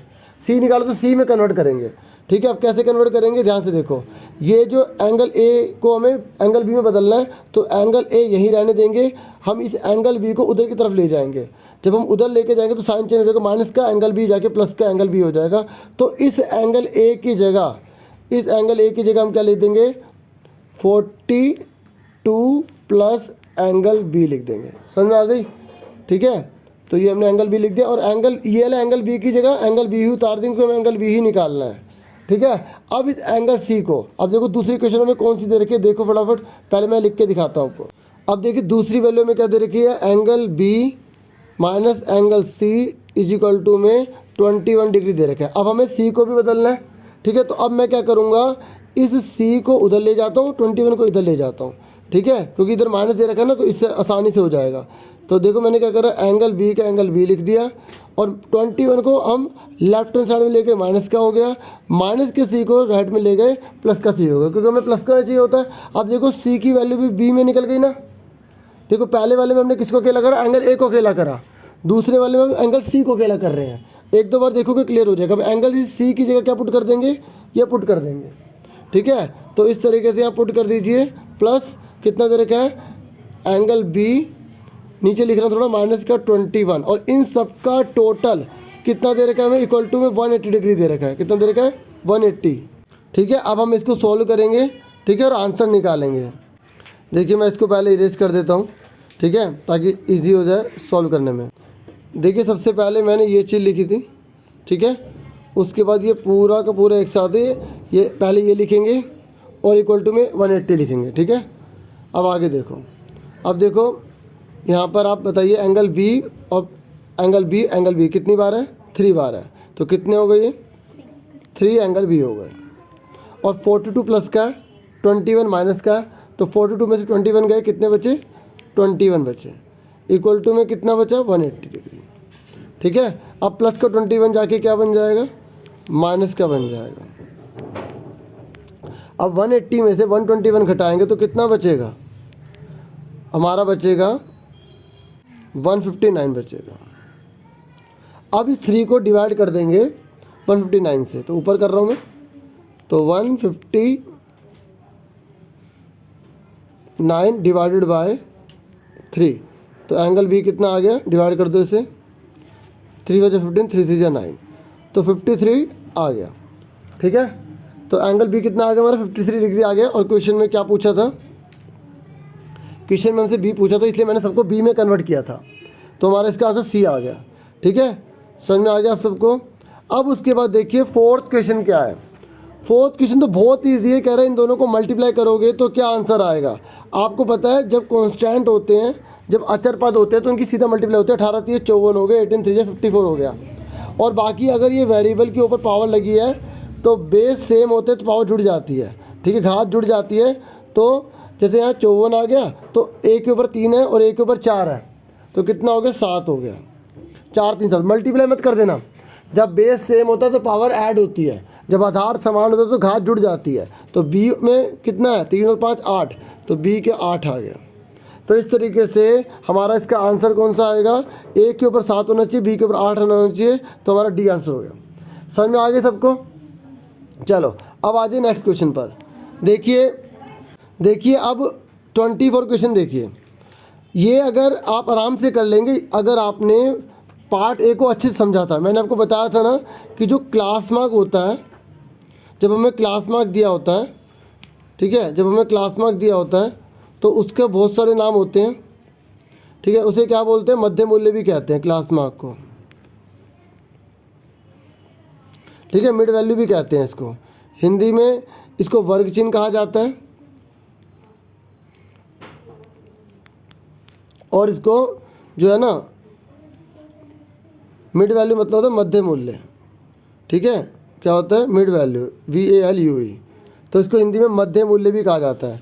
तो अगर आपको जब ये क्वेश्चन दिया होता है तो आप पता से कैसे करेंगे। देखो मैंने आपको बताया था कि जब हमें क्लास मार्क दिया होता है, पुरानी वाली जो पैटर्न वाली वीडियो जरूर देखना, तो क्लास मार्क देते तो 4 फॉर्मूले बताते हैं जब क्लास इंटरवल निकालना होता है।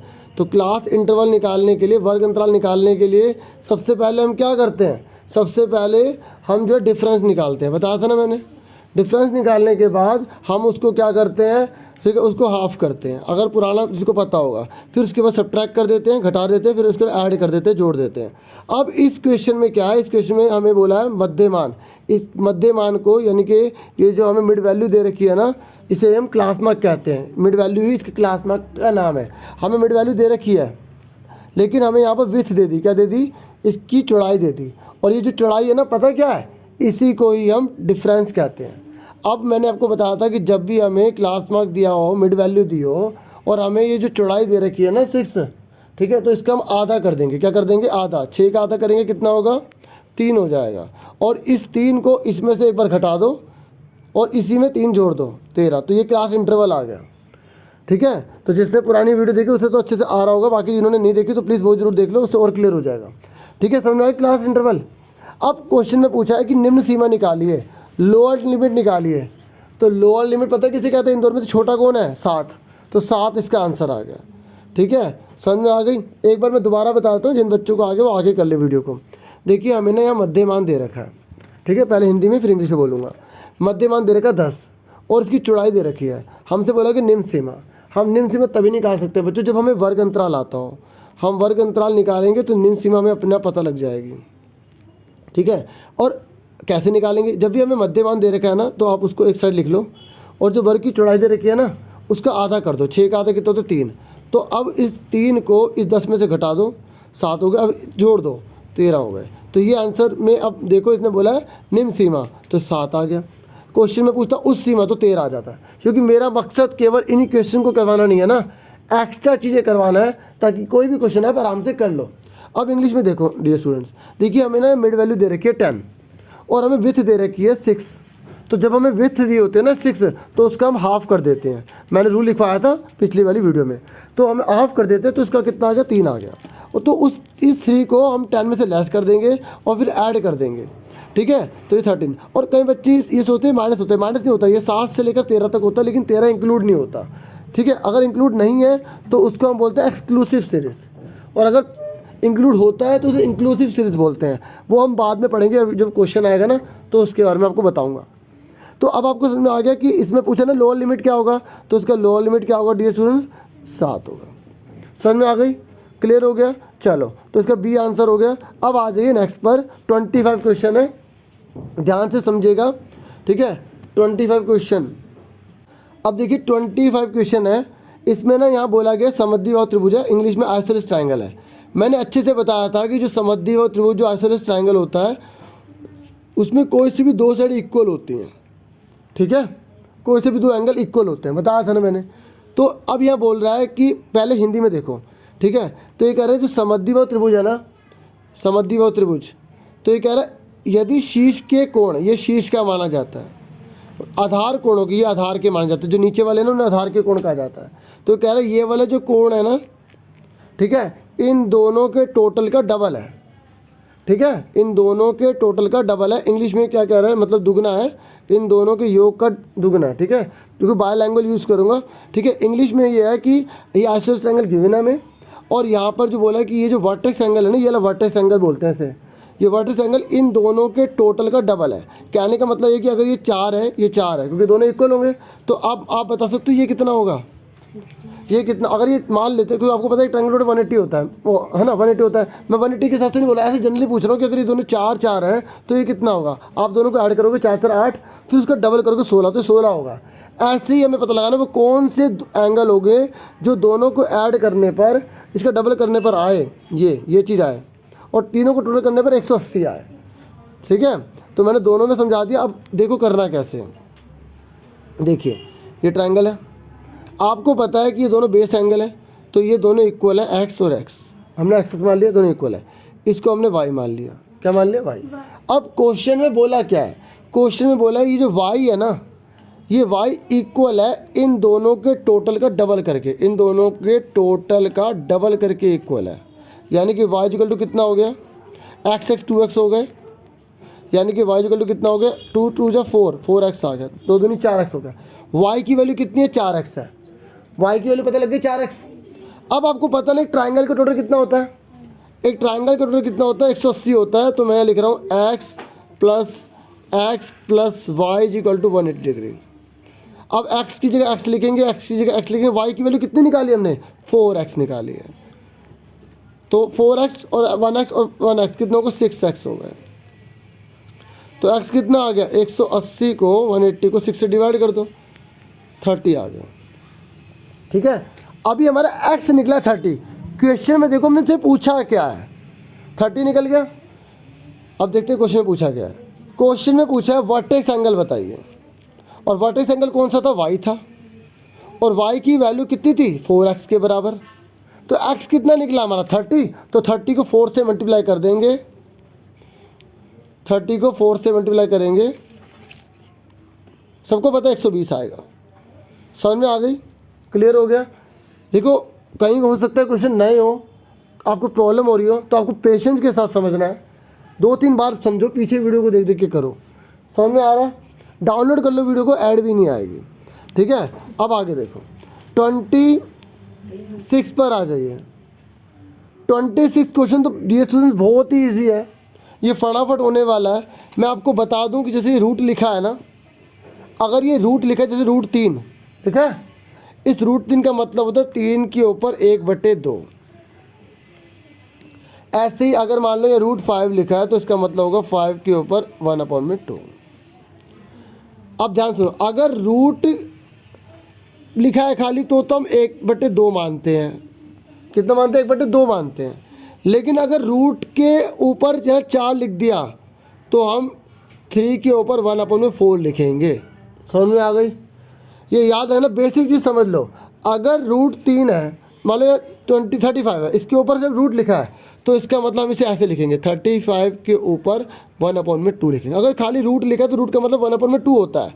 लेकिन अगर रूट के ऊपर यहाँ 7 लिख दिया तो इसका मतलब हम मान के चलेंगे 35 के ऊपर, मान के क्या होता ही यही है, ये 7 है तो 1/7। अब आप ये मत सोचने लगते सर कि इसका भी तो 1/2 है, इसको 1/2 से मल्टीप्लाई करना है, नहीं करना। अगर कुछ नहीं लिखा तो रूट का मतलब 1/2 होता है। अगर लिख दिया 7, 8, 15, 18 तो उसका मतलब वही होता है, बस आपको 1/2 में लगाना है। क्लियर हो गया कंसेप्ट। अब इस क्वेश्चन को देखो, यहाँ पर इसने 2 के ऊपर 3 बोला है, लिखा है ना 2 के ऊपर 3, तो 2 के ऊपर 3 लिख दिया। उसके बाद यहाँ रूट के ऊपर 3 लगा है, लिखा है ना, तो मल्टीप्लाई में 1/3 कर देंगे। फिर रूट के ऊपर 4 लिखा है, फिर मल्टीप्लाई में 1/4 लिख देंगे, क्योंकि यहाँ 3 रूट है ना। कितने रूट है, 2 है, तो 2 बार लिखा, 1 और 2, क्योंकि ये जो 3 है ना, इस पर कोई रूट नहीं है, ये ऊपर आएगा ऐसे। समझ में आ गई, आ गया। देखो अभी दोबारा बता दो, पहले आंसर देख लो, इसको दोबारा करा दूंगा, बाकी जिनको आ जाए ना आगे कर लेना। तो ऊपर नीचे काट दिया, 3 से 3 काट दिया, तो अब 2 के ऊपर कितना आ रहा है, 1/4 ही आ रहा है, क्योंकि 1 के 1 में मल्टीप्लाई करो 1/4 आएगा। तो ये आंसर आ गया इसका, 2 के ऊपर 1/4। अब एक बार दोबारा देखो, देखो 2 लिखा, ये जो 3 है ना, जो ऊपर है उस पर रूट तो लगा नहीं है, जो जैसा वैसा रहेगा। अब जैसे 4 के ऊपर 3 लिखा है, तो इस 3 को जबरदस्ती 1/3 कर दोगे क्या, नहीं करोगे ना। 1/1 तभी लगेगा जब वो रूट होता है। तो अब 2 के ऊपर 3 लिखा, उसके इस 3 को देखो, तो ये इसका आ जाएगा 1/3। मल्टीप्लाई होता है हमेशा, ये 4 एक और है तो मल्टीप्लाई में 1/4 आ गया। समझ में आ गई, तो यहाँ आ गया। अब ऊपर की ऊपर मल्टीप्लाई कर लो, नीचे की नीचे मल्टीप्लाई कर लो। अगर काटना नहीं आता ना, ऊपर ऊपर की मल्टीप्लाई करो, 3 1 जा 3, 3 4 जा 12। अब 3 के टेबल में 12 कौन सा नंबर आता है, 3 1 जा 3, 3 4 जा 12, तो 2 के ऊपर क्या आ गया, 1/4 आ गया। अब आ गया समझ में, तो ये हमारा आंसर आ गया 2 के ऊपर 1/4। समझ में आ गई। अब आ जाइए 27 पर। 27 तो डियर स्टूडेंट बहुत ज़्यादा इजी है। जिनको पता है कि जब 2 लाइन पैरेलल होती है, कोई लाइन काट के जा रही होती है, तो ये जो अंदर की तरफ अपोजिट में जो एंगल हो रहे होते हैं, ये अल्टरनेट इंटीरियर एंगल कहलाते हैं। क्या कहलाते हैं, अल्टरनेट इंटीरियर एंगल। हिंदी में बोला जाता है जब 2 रेखाएं समांतर होती हैं और जो रेखा काट के जा रही होती है उसे तिर्यक रेखा कहते हैं, और इधर की साइड बनने वाले जो कोण होते हैं ना, उसे अंतः एकांतर कोण कहते हैं। ठीक है, तो ये और ये क्या बन रहा है, जेड बन रहा है, यानी कि 50 + x बराबर होगा 123 के। ठीक है, यानी कि 50 + x बराबर होगा 123 के। ठीक है, और 123 में से 50 घटा दिया, तो इस तरीके से 3 में से 0 गए 3, 12 में से 5 गए 7, तो 73 डिग्री आ गया। ठीक है, वीडियो कैसी लग रही है आपके लाइक बता ही रहे हैं, पिछली वीडियो में आपने लाइक किया, मुझे अच्छा लगा, काफ़ी बच्चों ने किया, थैंक यू। ठीक है, तो अब आगे बढ़ते हैं। इसका आंसर देख लेते हैं क्या 73 निकला है ना।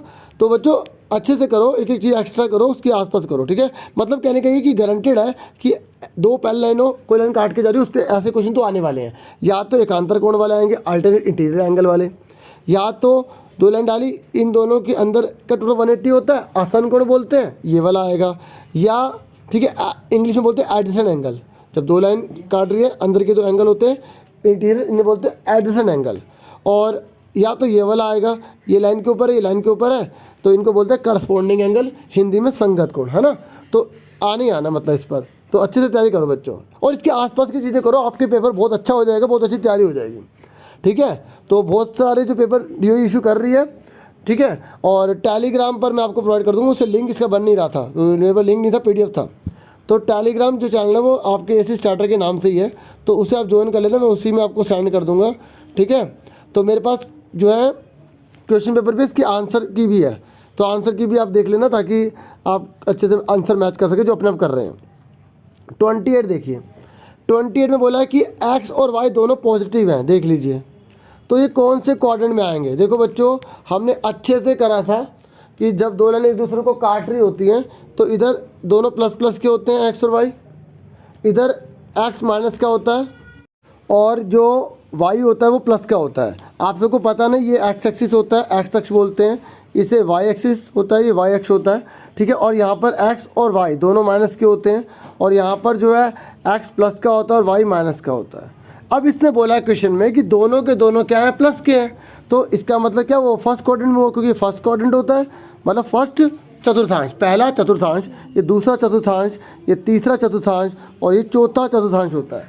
ठीक है, अगर आपसे पूछता कि x माइनस क्या है, y प्लस क्या है, तो दूसरा चतुर्थांश होता, सेकंड क्वाड्रेंट होता। ठीक है, अगर दोनों प्लस के तो फर्स्ट क्वाड्रेंट को हिंदी में बोलेंगे प्रथम चतुर्थांश। देखिए एक बात और याद रखना कि जो ये बीच में जो पॉइंट होता है इसे ओरिजिन कहा जाता है, हिंदी में इसको बोला जाता है मूल बिंदु।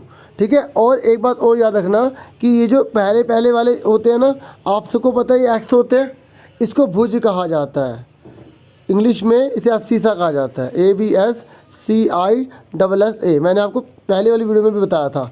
और ये जो y होता है ना, जो बाद वाला, ठीक है, उसे ऑर्डिनेट कहा जाता है, ऑर्डिनेट। इसे बीच बीच में पुराना रिवाइज कराता रहता हूँ ताकि, ठीक है, ये आपकी नॉलेज बेटर हो जाए। ठीक है, कोटि, y को क्या बोलते हैं, ऑर्डिनेट, कोटि बोलते हैं, याद रखना। चलो अब आगे देखते हैं। ठीक है, अब है 29 क्वेश्चन, ये काफ़ी बड़ा है।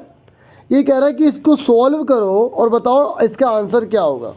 देखिए, जब ऐसा कोई क्वेश्चन आता है तो हम इन सबको अलग अलग करते हैं, हर का परिमेयकरण होता है। इसमें आप एक चीज़ नोटिस करो कि एक का रूट एक ही तो होता है, इसलिए एक पर रूट नहीं लगाया, एक का रूट एक ही तो होता है, इस पर क्या नहीं लगाया, रूट नहीं लगाया, याद रखना। और एक के बाद दोबारा फिर 2 का 3, 3 का 4, ऐसे से चलता जा रहा है, और 8 का 9 दे रखा है। तो ऐसे क्वेश्चन में एक पैटर्न होता है, इसमें क्या होता है, सारे कट जाते हैं और एक शुरू की वैल्यू बचती है और लास्ट में कुछ बचेगा। तो इस तरीके से इसको जोड़ेंगे घटाएंगे ना, तो आंसर 1 2 0 इतना ही आंसर आता है। अभी ऑप्शन में ये सारे दे रखे, तो कैसे करेंगे? अब मैं आपको इसको बताता हूँ कैसे करना है। अब सबको पहले ये बताओ कि आप सबको हर का परिमेयकरण करना आता है ना, इंग्लिश में बोलते हैं रैशनलाइजेशन ऑफ डिनोमिनेटर। देखिए, ऊपर वाले को न्यूमिनेटर कहते हैं, नीचे वाले को डिनोमिनेटर कहते हैं। ऊपर वाले को अंश कहते हैं, नीचे वाले को हर कहते हैं। तो हर का परिमेयकरण करना है। परिमेयकरण कैसे किया जाता है समझ लीजिए। तो मैं पहले आपको पहले पार्ट का बताता हूँ। ठीक है, ये देखिए 1/1 + √2 दे रखा है। तो ये जो चीज़ हमें दी होती है ना, फर्स्ट चैप्टर में है। ठीक है, फर्स्ट चैप्टर में देखना आप। ठीक है, बुक में फर्स्ट चैप्टर में क्वेश्चन नहीं है, एक्स्ट्रा है। ठीक है, आप सपोर्टिंग मटेरियल से देखेंगे ना, काफ़ी क्वेश्चन उसमें से आए हुए हैं, तो सपोर्टिंग मटेरियल के MCQ जरूर कीजिएगा। तो ये हर का परिमेयकरण कैसे करना है, ये चीज़ ऊपर चली जाएगी। देखो मैंने पूरा सेम ऊपर उतार दिया, लेकिन यहाँ पर क्या है, प्लस है। जब प्लस है तो यहाँ पर माइनस हो जाएगा दोनों में। ऐसा इसलिए कि कट जाएगा तो क्वेश्चन वही का वही बना रहेगा, इसलिए ऐसा किया जाता है। ठीक है, पर हमें काटना नहीं है, काटेंगे तो क्वेश्चन वही बन जाएगा। ठीक है, अब एक बात और सुनो, जब भी हम इसका रेशनलाइज करेंगे ना, तो हमें इस बात का भी ध्यान रखना है कि छोटी रकम जो है ना वो बाद में हो, बड़ी रकम पहले हो। तो यहाँ पर एक जो है ना, एक वो छोटा है रूट 2 से, क्योंकि रूट 2 की वैल्यू होती है 1.14। तो अगर आप ऐसे रेशनलाइज करोगे तो माइनस में फंस जाओगे और फिर आंसर तो आ जाएगा जिसको एक्सपीरियंस है, लेकिन उसका भी टाइम चला जाएगा। तो आपको याद रखना है कि जब भी आप हर का परिमेयकरण करें डियर स्टूडेंट्स, तो आप बड़ी रकम पहले छोटी रकम बाद में लिख लें, इससे बहुत ईजी हो जाएगा डियर स्टूडेंट्स। ठीक है, चलो अब देखो हमने कर दिया, ये चीज़ ऊपर चली गई, ये चीज़ नीचे चली गई। ठीक है, अरे हंसी यार तो हंसला करो, कोई बात नहीं, हंसना चाहिए। देखो अभी मैंने ना रूट 2 की वैल्यू रखी थी 1.14 के आसपास, ये रूट 2 की वैल्यू होती है। जैसे रूट 3 की वैल्यू होती है ना 1.732, इसको जब सॉल्व करोगे ना स्क्वायर रूट निकालोगे, वो वैल्यू होती है जो आपने 8वीं में पढ़े होंगे। ठीक है, नहीं तो आप जो है ना 8वीं की मैंने एक वीडियो बना रखी है स्क्वायर रूट वाली, वो भी आप देख सकते हैं। इसको याद करने का तरीका पता है क्या? रूट 3 को आई थॉट यू गो, देखो थॉट में 7 लेटर होते हैं ना, तो 7 हो गया, यू में 3 होते हैं तो 3 हो गया, गो में 2 तो 2। तो याद करने का तरीका, रूट 3 की वैल्यू कोई पूछे ना कितनी है तो 1.732 आप आराम से बता सकते हैं। याद करने का तरीका आई थॉट यू गो। ठीक है, तो चलो ये तो हम वो ज़्यादा हमने उसका कर दिया, इसमें ज़्यादा टाइम लग जाएगा नहीं तो। ठीक है, इस क्वेश्चन में ही तो देखिए मैंने आपको बताया था कि बड़ी रकम पहले छोटी रकम बाद में लेंगे, और डियर स्टूडेंट्स ये चीज़ ऊपर चली जाएगी, ये चीज़ नीचे आ जाएगी। अब उसके बाद रेशनल्स कैसे करते हैं? ऊपर के ऊपर मल्टीप्लाई, नीचे के नीचे मल्टीप्लाई। याद रखना कि जब पहले पहले सेम हो बाद वाले सेम हो तो फॉर्मूला ये लगता है a + b a - b is equal to में a पे स्क्वायर b पे स्क्वायर, मतलब पहले वाले पे स्क्वायर लगा दो, दूसरे वाले पे स्क्वायर लगा दो। ठीक है, तो इस तरीके से हम क्या करेंगे, यहाँ पे देखो रूट 2 भी दे रखा है और 1 भी दे रखा है, दोनों में साइन चेंज है, तो इक्वल टू में क्या करेंगे, ऊपर वाला तो सेम रहेगा, ऊपर वाला सेम रहेगा रूट 2 - 1, और नीचे क्या करो रूट टू का स्क्वायर बन जाएगा, और ऐसे ही 1 का स्क्वायर बन जाएगा। ठीक है, ये 1 लिखा है, थोड़ा सा स्पेस कम है तो इसलिए बन नहीं पा रहा सही से। ठीक है, तो ऊपर वाला ऊपर लिखेंगे, नीचे वाला रूट 2 का स्क्वायर क्या होता है 2, क्योंकि रूट से स्क्वायर कट जाएगा, और 1 का स्क्वायर 1 ही होता है, ये 1 है। ठीक है, तो 1 का स्क्वायर 1 ही होता है, तो रूट 2 - 1 अपॉन में कितना आएगा, 2 में से 1 के 1। अब आपने क्या देखा, आपने देखा कि हमने इसका रेशनलाइज करा था, इसका रेशनलाइज करा था, तो हमें ये आंसर मिल रहा है, हाँ है ना। तो अब ऐसे ही आप क्वेश्चन पे आ जाओ, वापस क्वेश्चन पे आ जाओ। इस वाले का आंसर कितना मिलेगा आपको, रूट 2 - 1 मिलेगा। ठीक है, सुन रहे हो मेरी बात? ऐसे ही इस वाले का क्या मिलेगा आपको,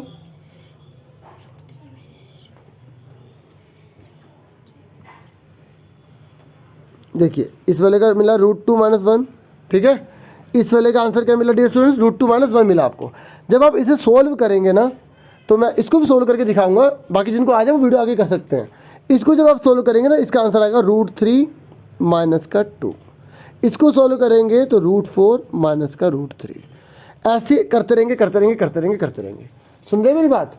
अब मैं इसको भी करके दिखाता हूँ आपको, ठीक है, ताकि और अच्छे से क्लियर हो जाए। देखिए ये आप सोचेंगे सर ने ये कैसे लिख दिया, देखो इसको सोल्व करा हमने, इसे शॉर्ट में लिख दिया, इसको सोल्व करा इसको शॉर्ट में लिख दिया, क्योंकि अगर हम एक ही को सोल्व करेंगे तो पेपर एक ही क्वेश्चन में निकल जाएगा।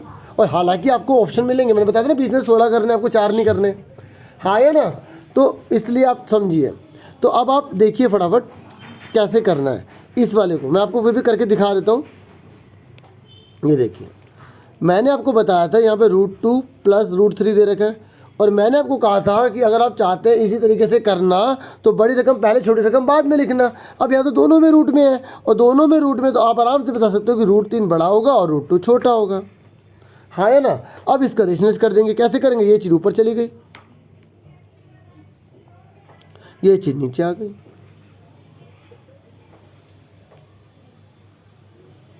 ठीक है, अब उसके बाद क्या करते हैं, ऊपर ऊपर की मल्टीप्लाई, नीचे नीचे की मल्टीप्लाई, और जब नीचे नीचे पहले वाला सेम है बाद वाला सेम है तो फॉर्मूला लग जाएगा a² - b² का। ठीक है, तो इस तरीके से रूट 3 - रूट 2, नीचे क्या आ जाएगा रूट 3 का स्क्वायर, रूट 2 का स्क्वायर आ जाएगा। ठीक है, तो रूट 3,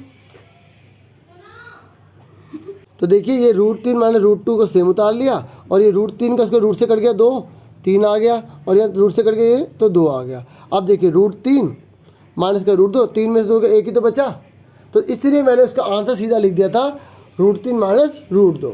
समझ में आया आपको? अब वापस देखो, तो इसका मतलब इसका आंसर क्या निकलेगा? √2 माइनस का 1। इसका क्या निकलेगा बताइए ज़रा? इसका निकलेगा √3 माइनस का √2। इसका क्या निकलेगा? √4 माइनस का √3। सुन रहे मेरी बात? ऐसे ही आगे वाला क्या होगा?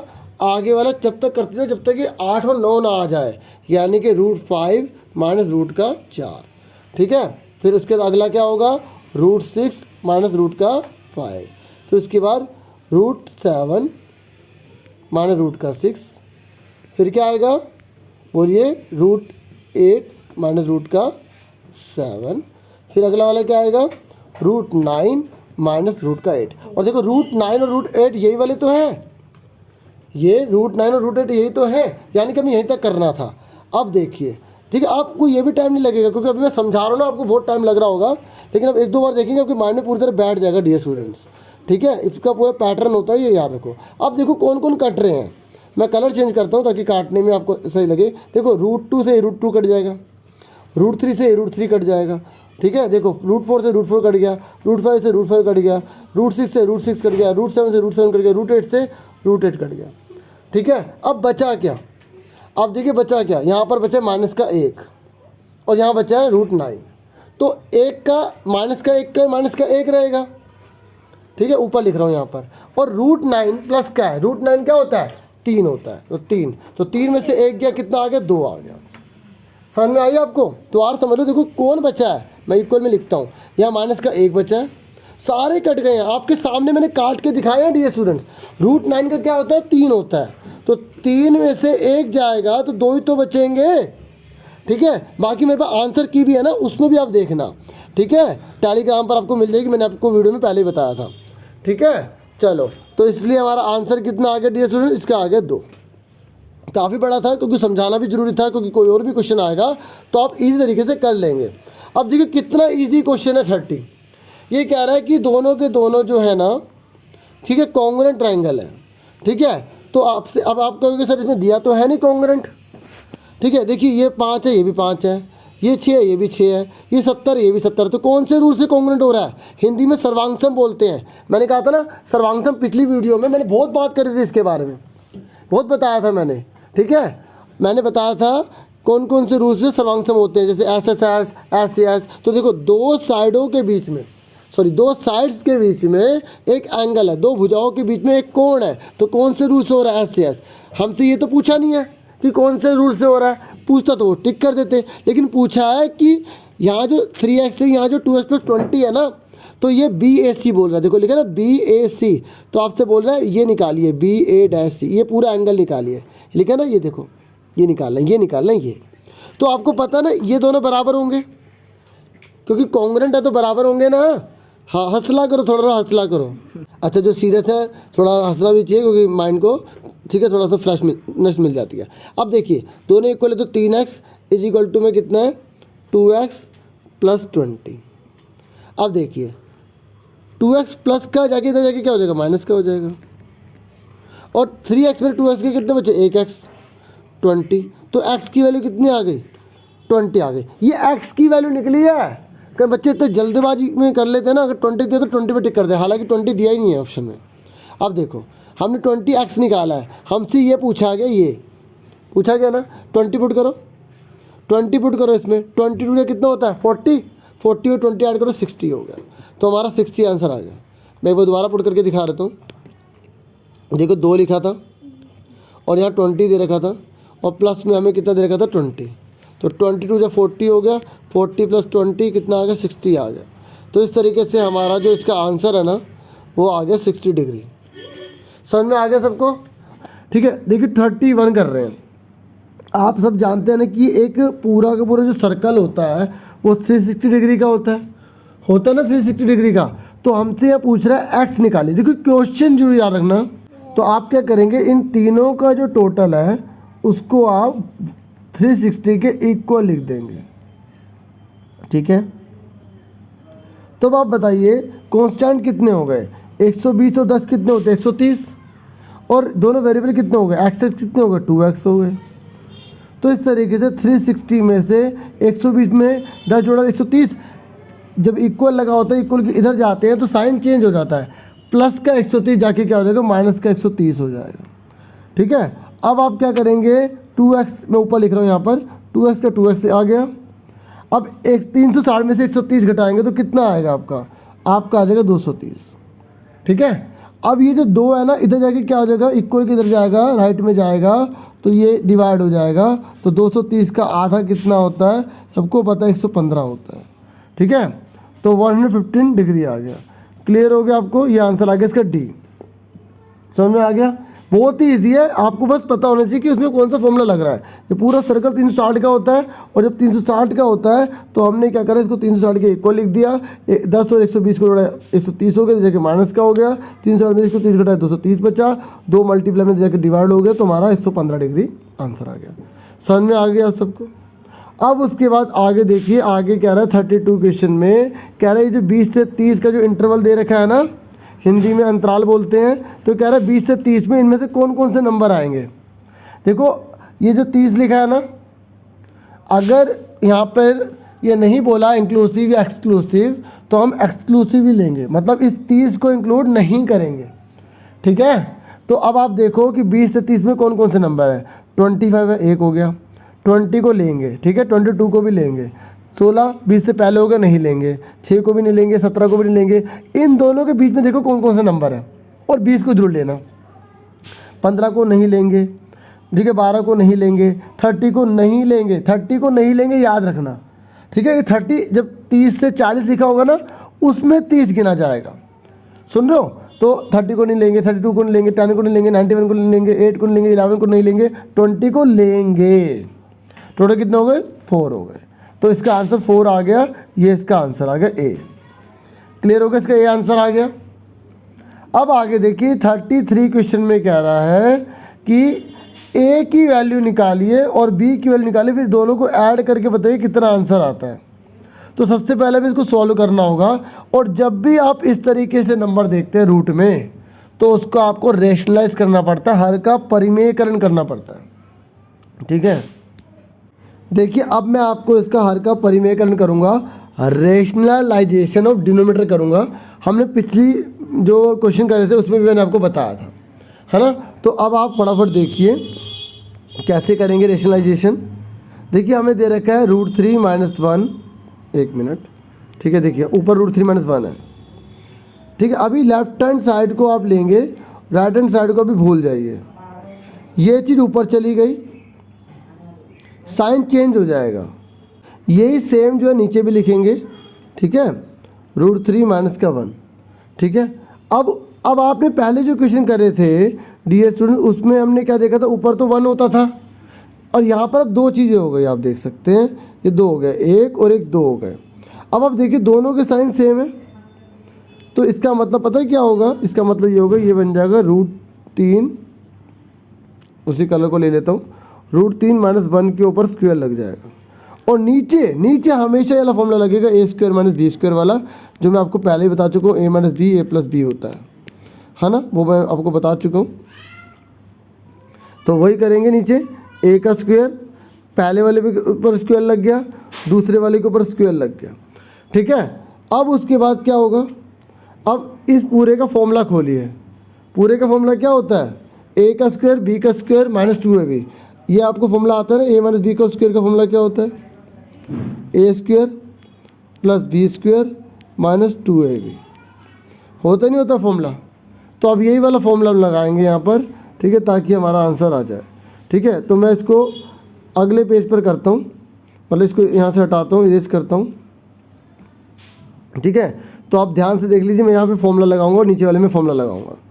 ठीक है, देखिए a का स्क्वायर करेंगे, फिर b का स्क्वायर हो जाएगा, फिर -2ab, 2 दोनों एक साथ लिख देंगे, और नीचे वाले में रूट से कट गया। ठीक है, अब ऊपर देखिए क्या बच रहा है, इसका स्क्वायर क्या होगा, रूट से स्क्वायर कट गया। ठीक है, जैसे मैंने नीचे वाले में करा था ना, ऐसे इसमें भी कट गया, तो यहाँ पर क्या आ जाएगा 3। फिर ये 1 का स्क्वायर क्या हो जाएगा 1। ठीक है, और इसका क्या हो जाएगा, देखो बाहर वाले की बाहर में गुणा हो जाएगी, रूट की गुणा बाहर वाले में नहीं हो सकती, तो इसलिए इसका आगे आ जाएगा 2 एकम 2 हो जाएगा। माइनस लगाया तो माइनस लगा दिया, 2 आ गया, और √3 का √3 आ गया। और नीचे क्या बच रहा है बच्चों, 3 में से बन गया 2 बचा। नीचे वाला नीचे लिखना है, ऊपर वाला ऊपर लिखना है। समझ में आ गई? नीचे वाला नीचे लिखना है, ऊपर वाला ऊपर लिखना है। अब देखो ये दोनों जुड़ जाएंगे, 3 और 1 4। अब 4 को 2 से मत जोड़ देना क्योंकि रूट के साथ लिखा है। तो हमारा आंसर क्या आएगा, 4 - 2√3 बटे में 2। क्या आएगा, 4 - 2√3 बटे में 2। अब देखो हमें a और b निकालना है। बराबर में हमें क्या दे रखा था, a - b√3 दे रखा था ना। तो हम क्या करेंगे, इस 2 को इसके साथ अलग कर देंगे, इस 2 को इसके साथ अलग कर देंगे। ठीक है, तो अब आप क्या करेंगे, इसको अलग कर देखो, 4 के नीचे 2 लगा दिए, -2√3 बटे में 2। मतलब हम देखो जब आप एलसीएम लेते हो तो इसको एक बार लिखते हो, ऊपर वाला सेम लिखते हो ना। अब हमने उल्टा कर दिया। जैसे मैं आपको एग्जांपल देता हूँ, जैसे यहाँ पर बच्चों 3/4 है या 1/4 है। जब आप इसके एलसीएम लोगे तो 4 एक बार लिखोगे, 3 ऊपर -1 लिखोगे ना। जब आप इसको उल्टा करोगे, अब आपको उल्टा करना है। मतलब हमने क्या करा, इसको उल्टा कर दिया। ये दे रखा था ना, इसको ऐसे कर दिया। सुन रहे मेरी बात? तो यही हमने यहाँ पर अप्लाई किया, इस बात को समझो। ठीक है, हमने इकट्ठा था अलग अलग कर दिया, ये इकट्ठा था इसको अलग अलग कर दिया। एलसीएम लेंगे तो वापस ये चीज़ आ जाएगी। ठीक है, अब हमने अलग अलग कर दिया, इसको अलग कर दिया, इसको अलग कर दिया। ये जो 2 है ना, दोनों के नीचे लिखेंगे, दोनों के नीचे लिख दिया। अब काटो काटो फटाफट। यहाँ बराबर में a - b√3 है। देखो काटो, 2 दूनी कितना हो गया, 4 हो गया। तो क्या आ गया, 2, और 2 एकम 2 हो गया, तो माइनस का क्या √3 आ गया। तो इसको जब काटेंगे, इसके नीचे क्या लिखेंगे, ये मैं ऊपर लिख रहा हूँ ना, ये हटा देता हूँ मैं। ठीक है, तो इसके नीचे हम क्या लिखेंगे,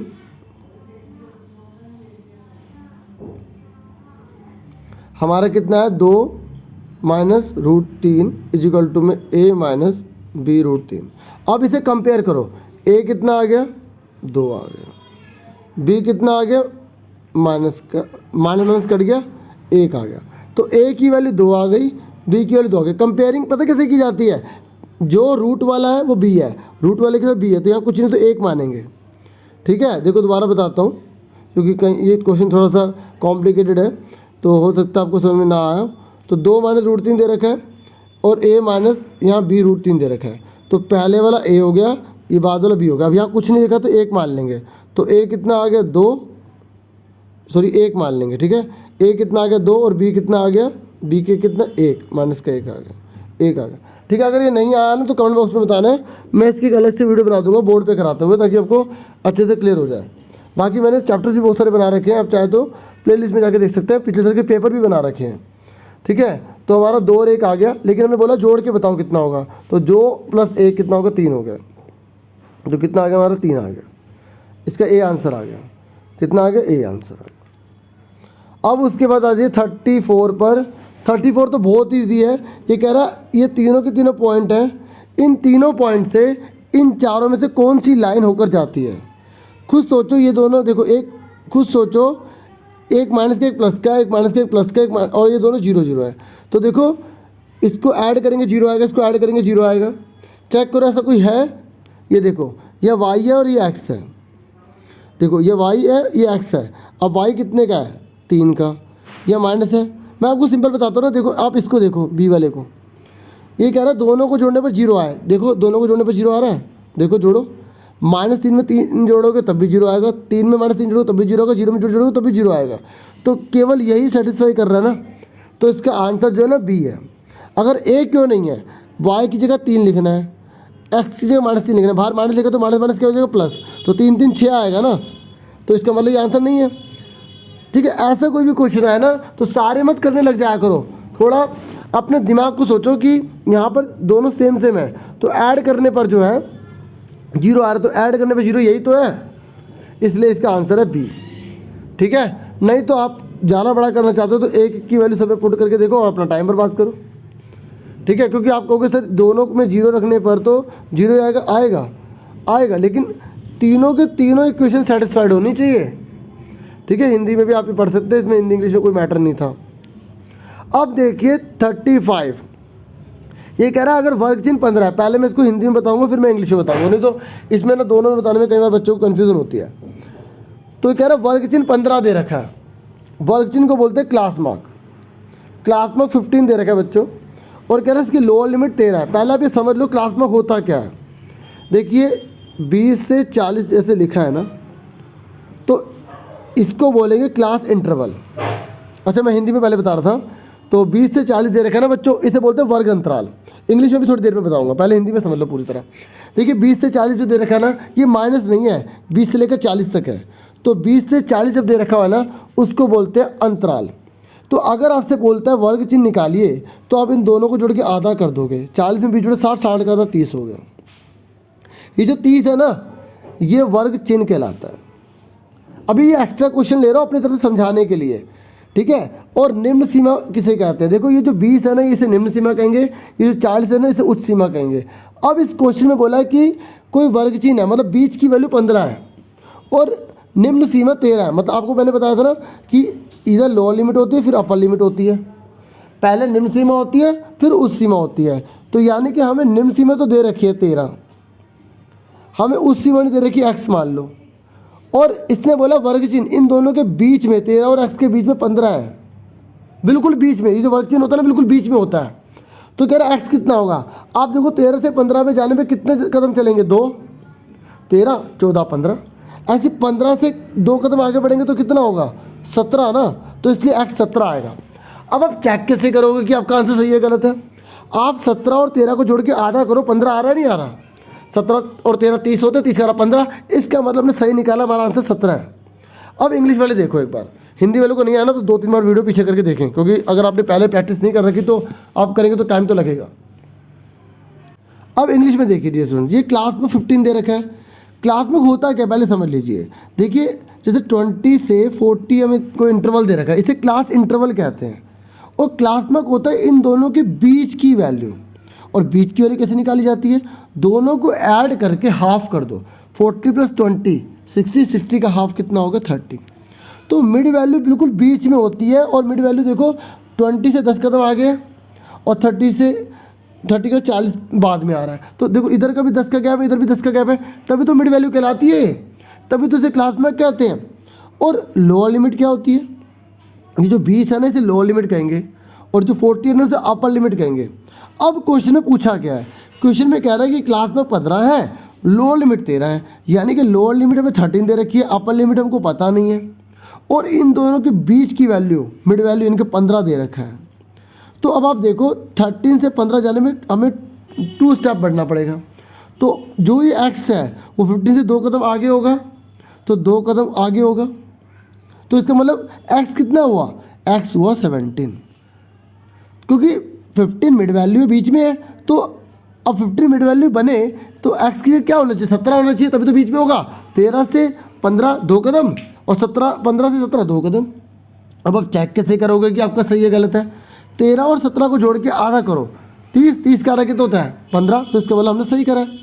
तो बच्चों ये शॉर्टकट तरीके से बता रहा हूँ मैं चाहता तो इसे फॉर्मूले से भी करवा सकता था, ठीक है।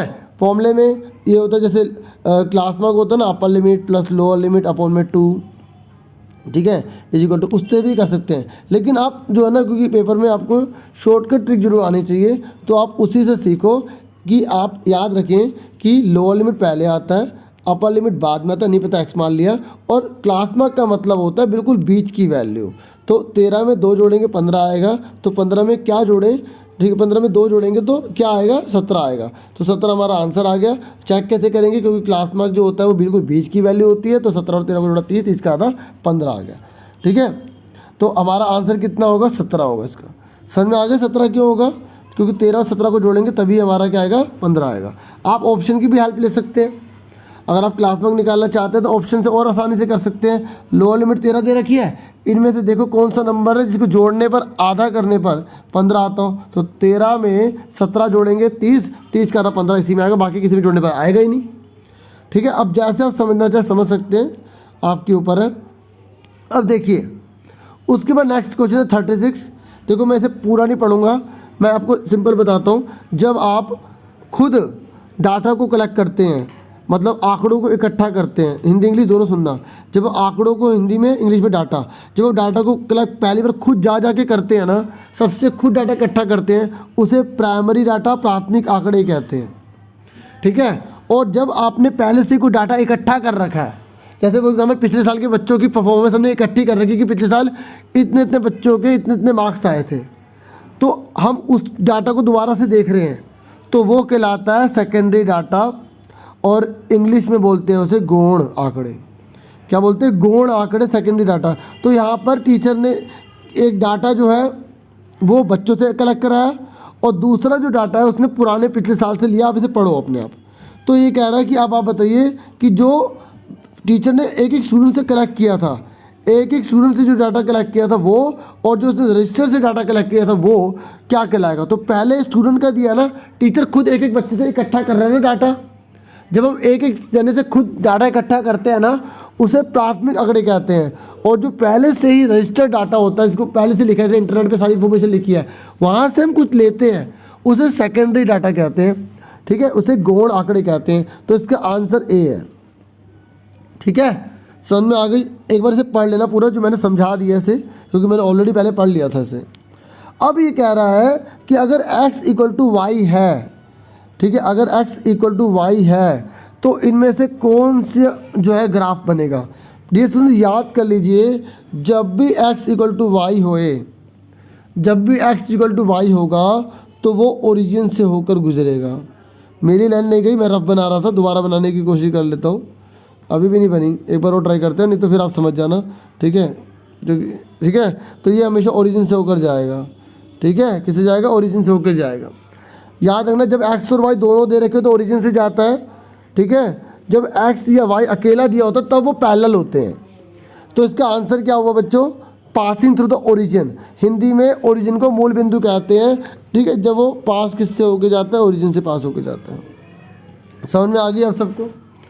ठीक है, तो इसका आंसर तो आपको समझ में आ गया। कुछ चीज़ें आपको रटनी भी पड़ेंगी, क्योंकि अगर आप इसका ग्राफ बनाने लगेंगे, आप पहले x की जगह 1, y की जगह 1, x की जगह 2, y की जगह 2 ऐसे पुट करेंगे, ग्राफ बनाएंगे, तो आपका टाइम कितना चला जाएगा ये सोचिए। हाँ या ना? तो कुछ चीज़ आप लर्न कीजिए ताकि पेपर आप जल्दी कर पाएँ। बाकी मैंने आपको पहले ही जो वीडियो बनाई थी उसमें बता दिया था कि पेपर में कितने कितने क्वेश्चन आपको छोड़ने हैं, कितने कितने आपको करने हैं। अब 38 पर आ जाइए।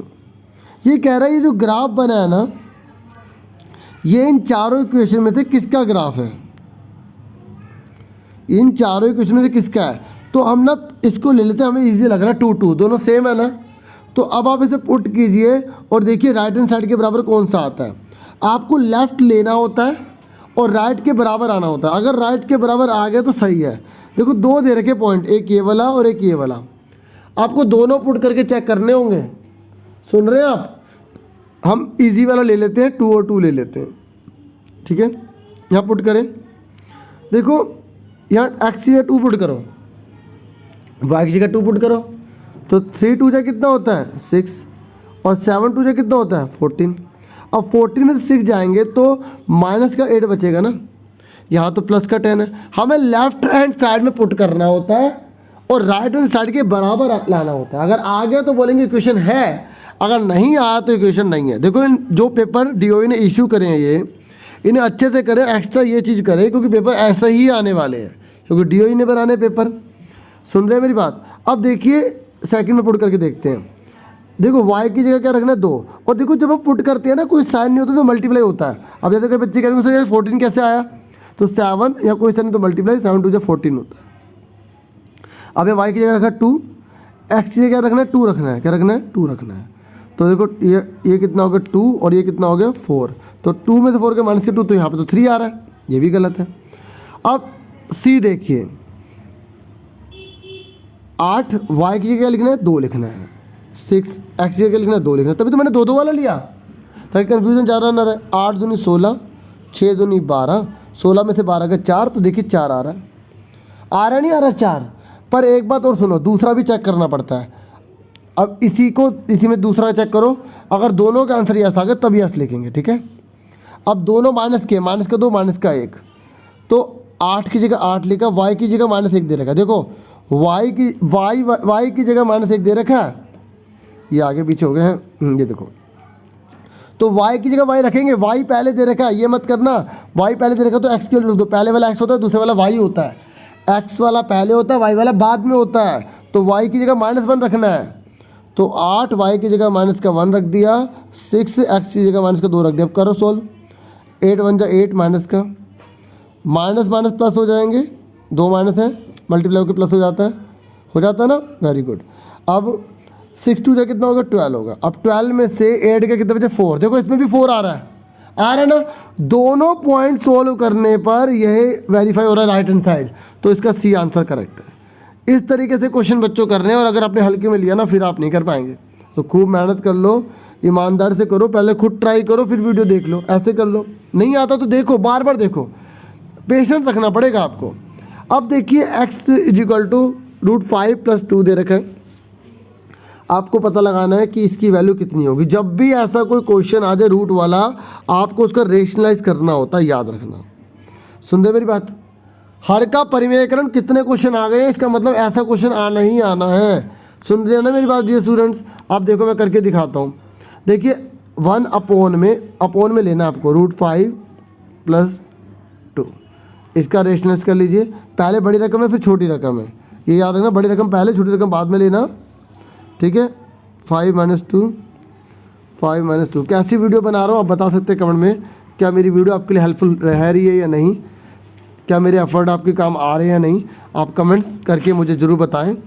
देखिए ऊपर के ऊपर मल्टीप्लाई, नीचे के नीचे मल्टीप्लाई करनी है, ठीक है। देखो यहाँ नीचे अब तक तो आपको रट गया होगा कि नीचे हमेशा कौन सा फॉर्मूला लगता है, a का स्क्वायर माइनस b का स्क्वायर लगता है। यस या नो? लगता है जी, लगता है। क्यों नहीं लगता? हमें आ गया ना आपको, ठीक है। अब देखिए, ठीक है, तो ऐसी उम्मीद है कि कुछ स्टूडेंट कह रहे होंगे, इसलिए मैंने उनकी बात अपने मुंह से कह दी, ठीक है। √5 के ऊपर स्क्वायर लगा हुआ है, √5 में स्क्वायर तो रूट से स्क्वायर कट गया, 5 बचा। तो 2 2 जा कितना होता है 4 होता है, 2 2 जा कितना होता है 4 होता है। तो ऊपर क्या है √5 - 2, नीचे क्या आ गया 5 में से 4 के 1 आ गया, यानी कि इसका आंसर जो है हमारा √5 - 2 आया।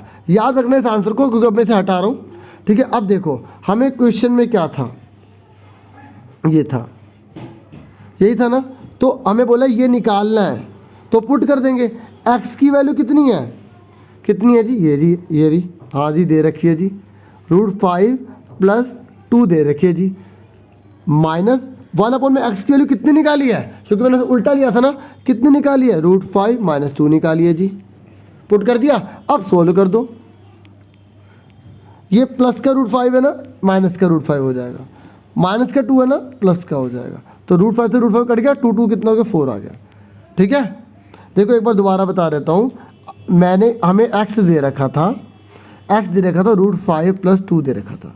मैंने क्या करा, इसको उल्टा कर लिया, क्योंकि ऐसा क्वेश्चन उल्टा करना होता है। फिर मैंने इसको सोल्व करा, तो 1/x की वैल्यू कितनी आ गई, √5 - 2 आ गई। फिर हमें क्वेश्चन में दे रखा था 1 अपॉन में पहले दे रखा था x, फिर 1 अपॉन में x दे रखा था। तो x की वैल्यू हमें क्वेश्चन में दे रखी थी √5 + 2, और 1 अपॉन में x की दे रखी थी √5 - 2, अभी हमने निकाली थी, ब्रैकेट लगा दिया था हमने। फिर हमने क्या करता, इसको खोल दिया था, माइनस माइनस प्लस हो गए थे, तो √5 से √5 कट गया था, 2 और 2 कितने आ गए थे 4 आ गए थे। तो इसका आंसर 4 आ गया, ये आंसर आ गया इसका, ठीक है। और टेलीग्राम चैनल है, उसमें मैं इस पूरे PDF को डाल दूंगा, ठीक है, और डाल दिया ही होगा, आप देख सकते हैं ऊपर करके, अगर आपको नीचे नहीं दिखाई दे रहा। बाकी आंसर की है वो भी मेरे पास है, वो भी आप आराम से देख सकते हैं यहाँ से, ठीक है। 40 क्वेश्चन पर आ जाइए, बहुत ही इजी 40 क्वेश्चन है। कह रहा है A और B की वैल्यू का टोटल कितना होगा। आपको पता है ना बच्चों, एक लाइन का टोटल कितना होता है 180 होता नहीं होता 180। तो ये 90 है, तो बचा कितना 90 तो बचा।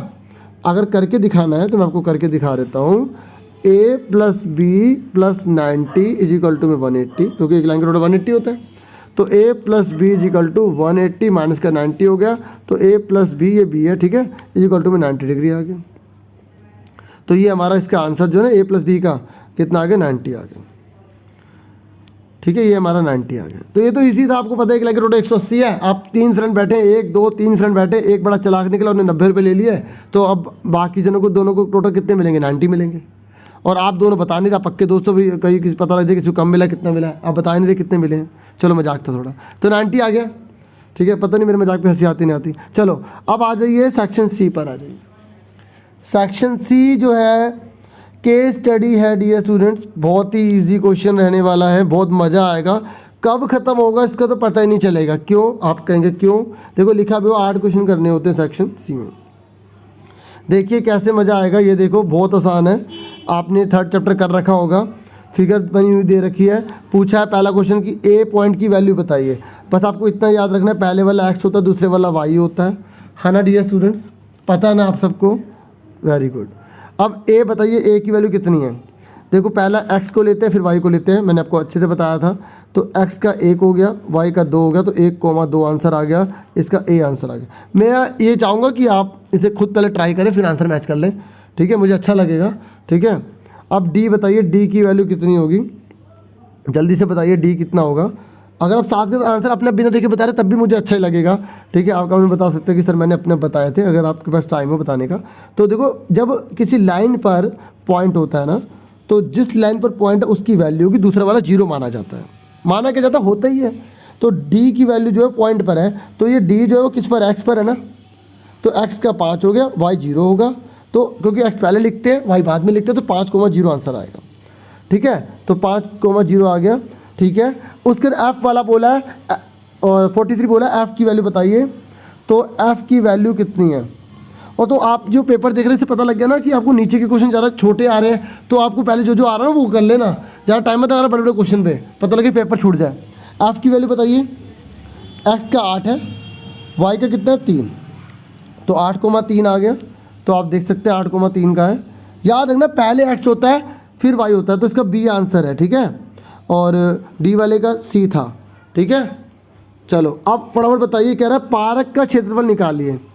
तो ऊपर मैंने पढ़ा नहीं था कि पार्क जो है वो ABC है, और ठीक है, और जो DEFG है वो पार्किंग है।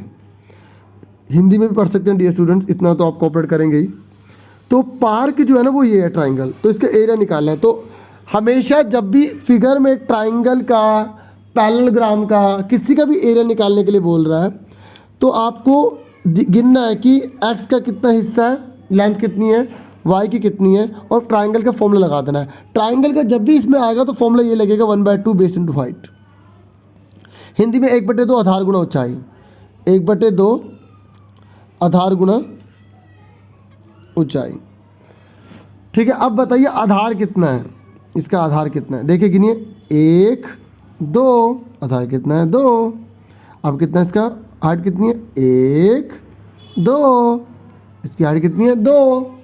अब फॉर्मूला क्या होता है ट्राइंगल का, 1/2 आधार कितना 2 गुणा ऊंचाई, 1/2 बेस इंटू हाइट। तो 2 से 2 कैंसिल, तो 1 2 जा 2 2 जा 2, इसका आंसर कितना आ गया 2 आ गया। देख लो कैसे निकालना है, हल्के में मत लेना, इन दोनों की मल्टीप्लाई करके आधा कर देना है। और इन दोनों को कैसे नापना होता है, यहाँ से 1 2, आप यहाँ से मत गिनने लग जाना, अरे जहाँ से वो लाइन स्टार्ट है ना। अब देखो यहाँ पर तो डॉट डॉट डाल के आपको हिंट दे दी, एग्जाम में डॉट डॉट ना डालेगा फिर क्या करोगे? तो याद रखना जो यहाँ दे रखा है इसको मल्टीप्लाई करके आधा कर दो। तो इसको 2 है तो 2 2 जा 4, 4 का हाफ 2, तो इसका एरिया कितना आ गया 2 आ गया।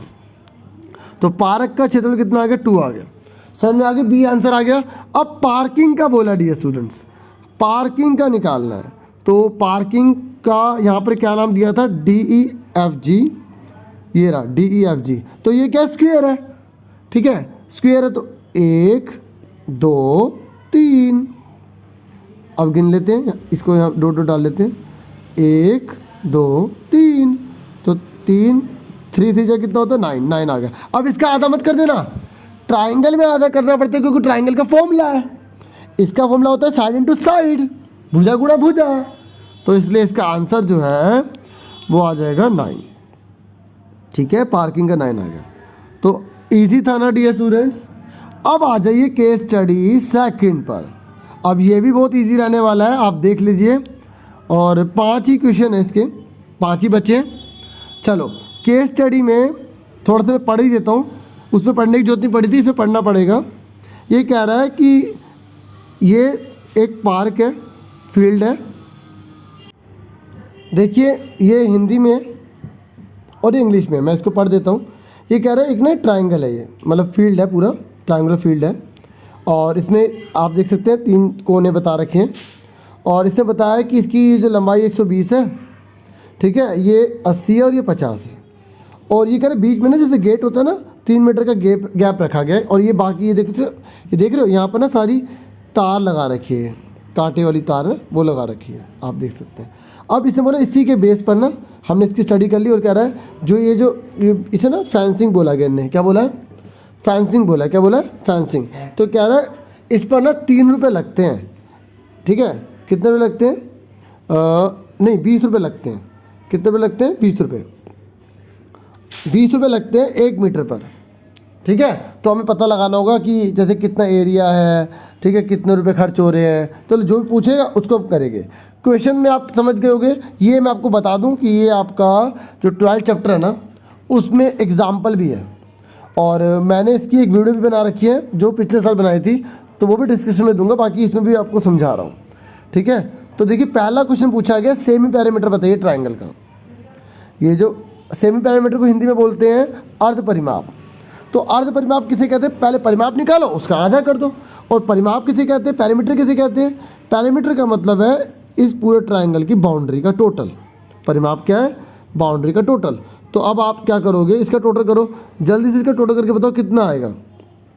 120, 50 और 80 को जोड़ोगे तो कितना आएगा, 80 और 50 कितने हो गए, 130 हो गए।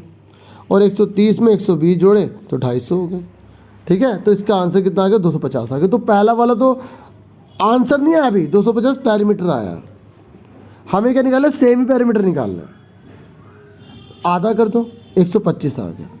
इस बात को ध्यान में रखना कि सेमी पैरामीटर पूछा है तो सेमी पैरामीटर क्या होगा, पूरे का आधा होगा, ठीक है। तो 125 का आंसर, बी आंसर आ गया। गलती मत करना क्योंकि बच्चे कई बार जल्दबाजी में गलत कर देते हैं। समझ में आ गया आपको। तो डियर स्टूडेंट समझ में आ गया आपको। सेमी पैरामीटर मतलब अर्ध परिमाप क्या होता है, आपको पहले पूरा परिमाप निकालना है फिर उसका आधा कर देना है। पूरा परिमाप कितना आया, इसको जोड़ा 250 आ गया, ठीक है। ये मत सोचना कि 3 को भी जोड़ना है, ठीक है। ये 3 ना गैप है, ठीक है। ये पूरा का पूरा 120 है और 120 में से 3 मीटर जो है गैप रखा गया ताकि अंदर आने जाने का रास्ता बना रहे। अगर हमने पूरा यहाँ पे फेंसिंग कर दी तो फिर हम जाएंगे कैसे। और पैरामीटर वैसे भी बाउंड्री का टोटल होता है, फेंसिंग का टोटल थोड़ी। फेंसिंग तो खाली यहाँ की गई, बीच में गैप दिया गया। समझ में आ गई। तो आपको बाउंड्री का टोटल करके परिमाप निकालना था, उसका आधा कर देंगे तो 125 आ जाएगा। तो पहले वाले का 125 आ गया। अब दूसरे वाले का बोला कि पैरामीटर फील्ड करो। देखो पैरामीटर जानबूझ के यहाँ पे सेमी पैरामीटर पहले बोल दिया, अब पैरामीटर बोल रहा है। तो पैरामीटर बोल रहा है तो सिर्फ हमें तीनों को टोटल करके बताना था, और टोटल तो हमने ऑलरेडी कर लिया था। कितना आया था, 250। तो 250 आंसर आ गया, 250 आ गया। हिंदी में परिमाप, इंग्लिश में पैरामीटर, 250 आ गया। समझ में आ गई। अब कह रहा है खेत के चारों ओर बाड़ लगानी है, यानी कि फेंसिंग करनी है, तो उसकी तार की लंबाई बताइए। अब आप बताइए तार की लंबाई, तार कहाँ कहाँ लग रही है, यहाँ पूरी जगह लग रही है, पूरी जगह 80 लग रही है, ये पूरी जगह लग रही है 50 पूरी जगह लग रही है, लेकिन यहाँ पर सारी जगह लग रही है सिर्फ 3 मीटर छोड़ के। तो 120 में से 3 घटा दो, कितने बचे, 117। अब आप इसको जोड़ दो तो कितना आएगा, 247 आ जाएगा। समझ में आ गई आपको। देखो क्वेश्चन को ध्यान समझोगे ना, आपके बहुत अच्छे मार्क्स आने वाले हैं, ऐसा मुझे पूरा विश्वास है, ठीक है। तो बच्चों इसने बोला था तार की लंबाई बताइए, तो 247 डी आंसर आ गया, ठीक है। क्लियर हो गया आप सबको। अब उसके बाद ये सुनो, हमसे क्या पूछा गया है कि इसका कुल खर्च कितना होगा तार का। तो देखिए तार की लंबाई कितनी है, 247 है ना। और हमें 1 मीटर तार की लंबाई कितनी दे रखी है, मैंने अभी बताया था कि 20 रुपये दे रखी है 1 मीटर तार की लंबाई। तो हम क्या करेंगे डियर स्टूडेंट्स, 247 को 20 से मल्टीप्लाई कर देंगे, ठीक है। तो 0 0 0, वैसे 0 लिखने की जरूरत नहीं, पीछे लगा दिया जाता है, अब मैंने लिख दिया तो कोई बात नहीं। 2 7 14, 1 कैरी, 2 4 8 9 हो जाएगा, 2 2 से 4 हो जाएगा, तो 4940, ठीक है। यहाँ स्पेस कम पड़ा तो इसलिए लिखा नहीं जा रहा, मैंने बोल दिया, लेकिन 4940। अब देखो कौन सा आंसर है, 4940 ये रहा। समझ में आ गई आपको। अब आ जाइए 50 क्वेश्चन पर, ठीक है, जो आज का लास्ट क्वेश्चन है। ये कह रहा है इसका एरिया निकालिए, इस पूरे फील्ड का एरिया निकालिए कितना होगा। और एरिया निकालने के लिए क्या लगाएंगे डिस्टेंस, हीरोन फॉर्मूला लगाएंगे, ठीक है। तो मैं यहाँ पर हीरोन फॉर्मूला कर रहा हूँ, थोड़ा टाइम लगेगा, ठीक है। आप समझ सकते हैं, नहीं तो आपको आता है तो वेल एंड गुड, ठीक है। और जिनको नहीं आता वो देख लें। और प्लीज़ अगर आपको वीडियो अच्छी लगे, एक्सपर्ट लगे, तो आप प्लीज़ सब्सक्राइब जरूर कीजिएगा चैनल को, तो और शेयर भी कीजिएगा अपने फ्रेंड्स को। अब एरिया देखिए हमें 3 साइड दे रखी हैं, कौन सी है मैं आपको करके दिखाता हूँ। देखिए हमें 3 साइड दे रखी थी ना, तो मैंने पहले वाली साइड को ए मान लिया, किसी को भी आप ए मान लीजिए 50, क्योंकि हमें रफ में करना है, पूरा स्टेटमेंट लिखने की जरूरत नहीं है हमें। बी कितना दे रखा है, 120 दे रखा है। सी कितना दे रखा है हमें, जल्दी बताइए, 80 दे रखा है, ठीक है। और हमने एस कैसे निकाला था, तीनों को जोड़ के आधा करा था, तो तीनों को जोड़ के ए प्लस बी प्लस सी को जोड़ के आधा करा था, ठीक है, तो आधा करा था।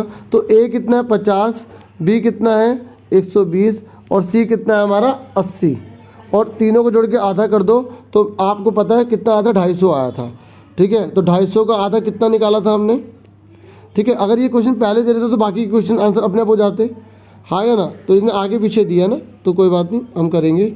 तो हमारा कितना आ गया, 250 का आधा कितना आ गया, 125 आ गया। हमने अभी 125 निकाल लिया था ना।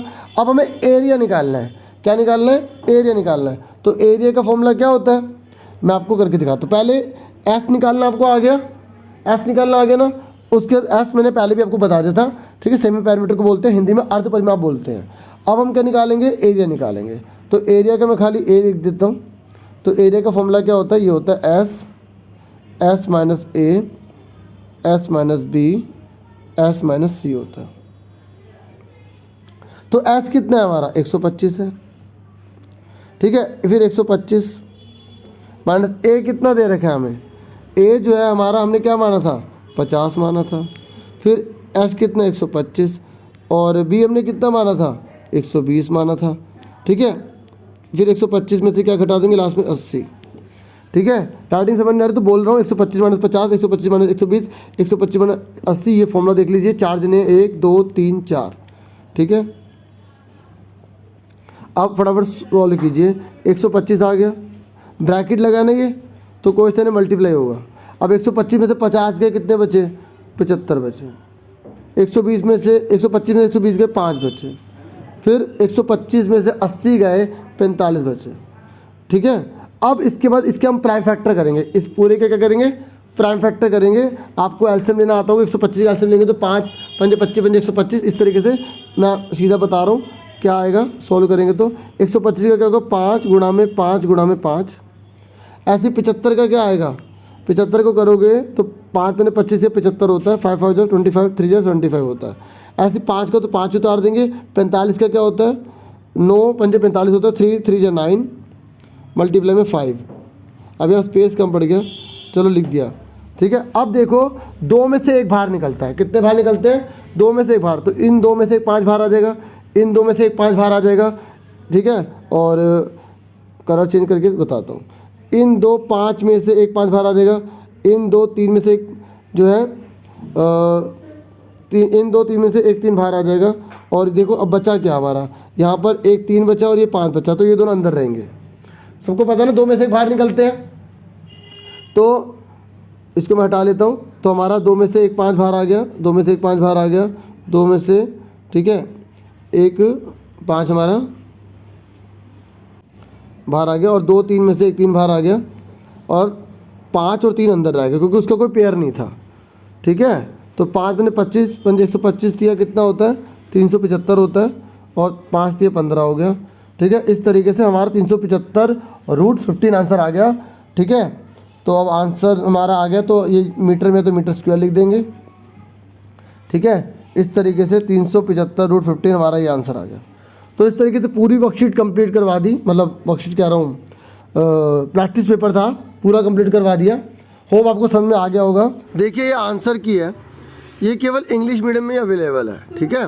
तो आप आराम से देख सकते हैं पूरे आंसर की, मैंने आपको अच्छे से समझाया है, ठीक है। बाकी जिन्होंने ट्राई किया वो लास्ट में आंसर अपने देख सकते हैं, ठीक है। और प्लीज़ वीडियो को लाइक ज़रूर करना, शेयर ज़रूर करना, सब्सक्राइब ज़रूर करना, मुझसे ऐसे जुड़े रहना, मुझे मोटिवेट करते रहना, मैं ऐसे आपके लिए प्यारी प्यारी वीडियो लेकर आता रहूँ। अपना पूरा ध्यान रखना और खूब पढ़ाई करते रहना। Thank you for watching and listening carefully. Take care yourself dear students.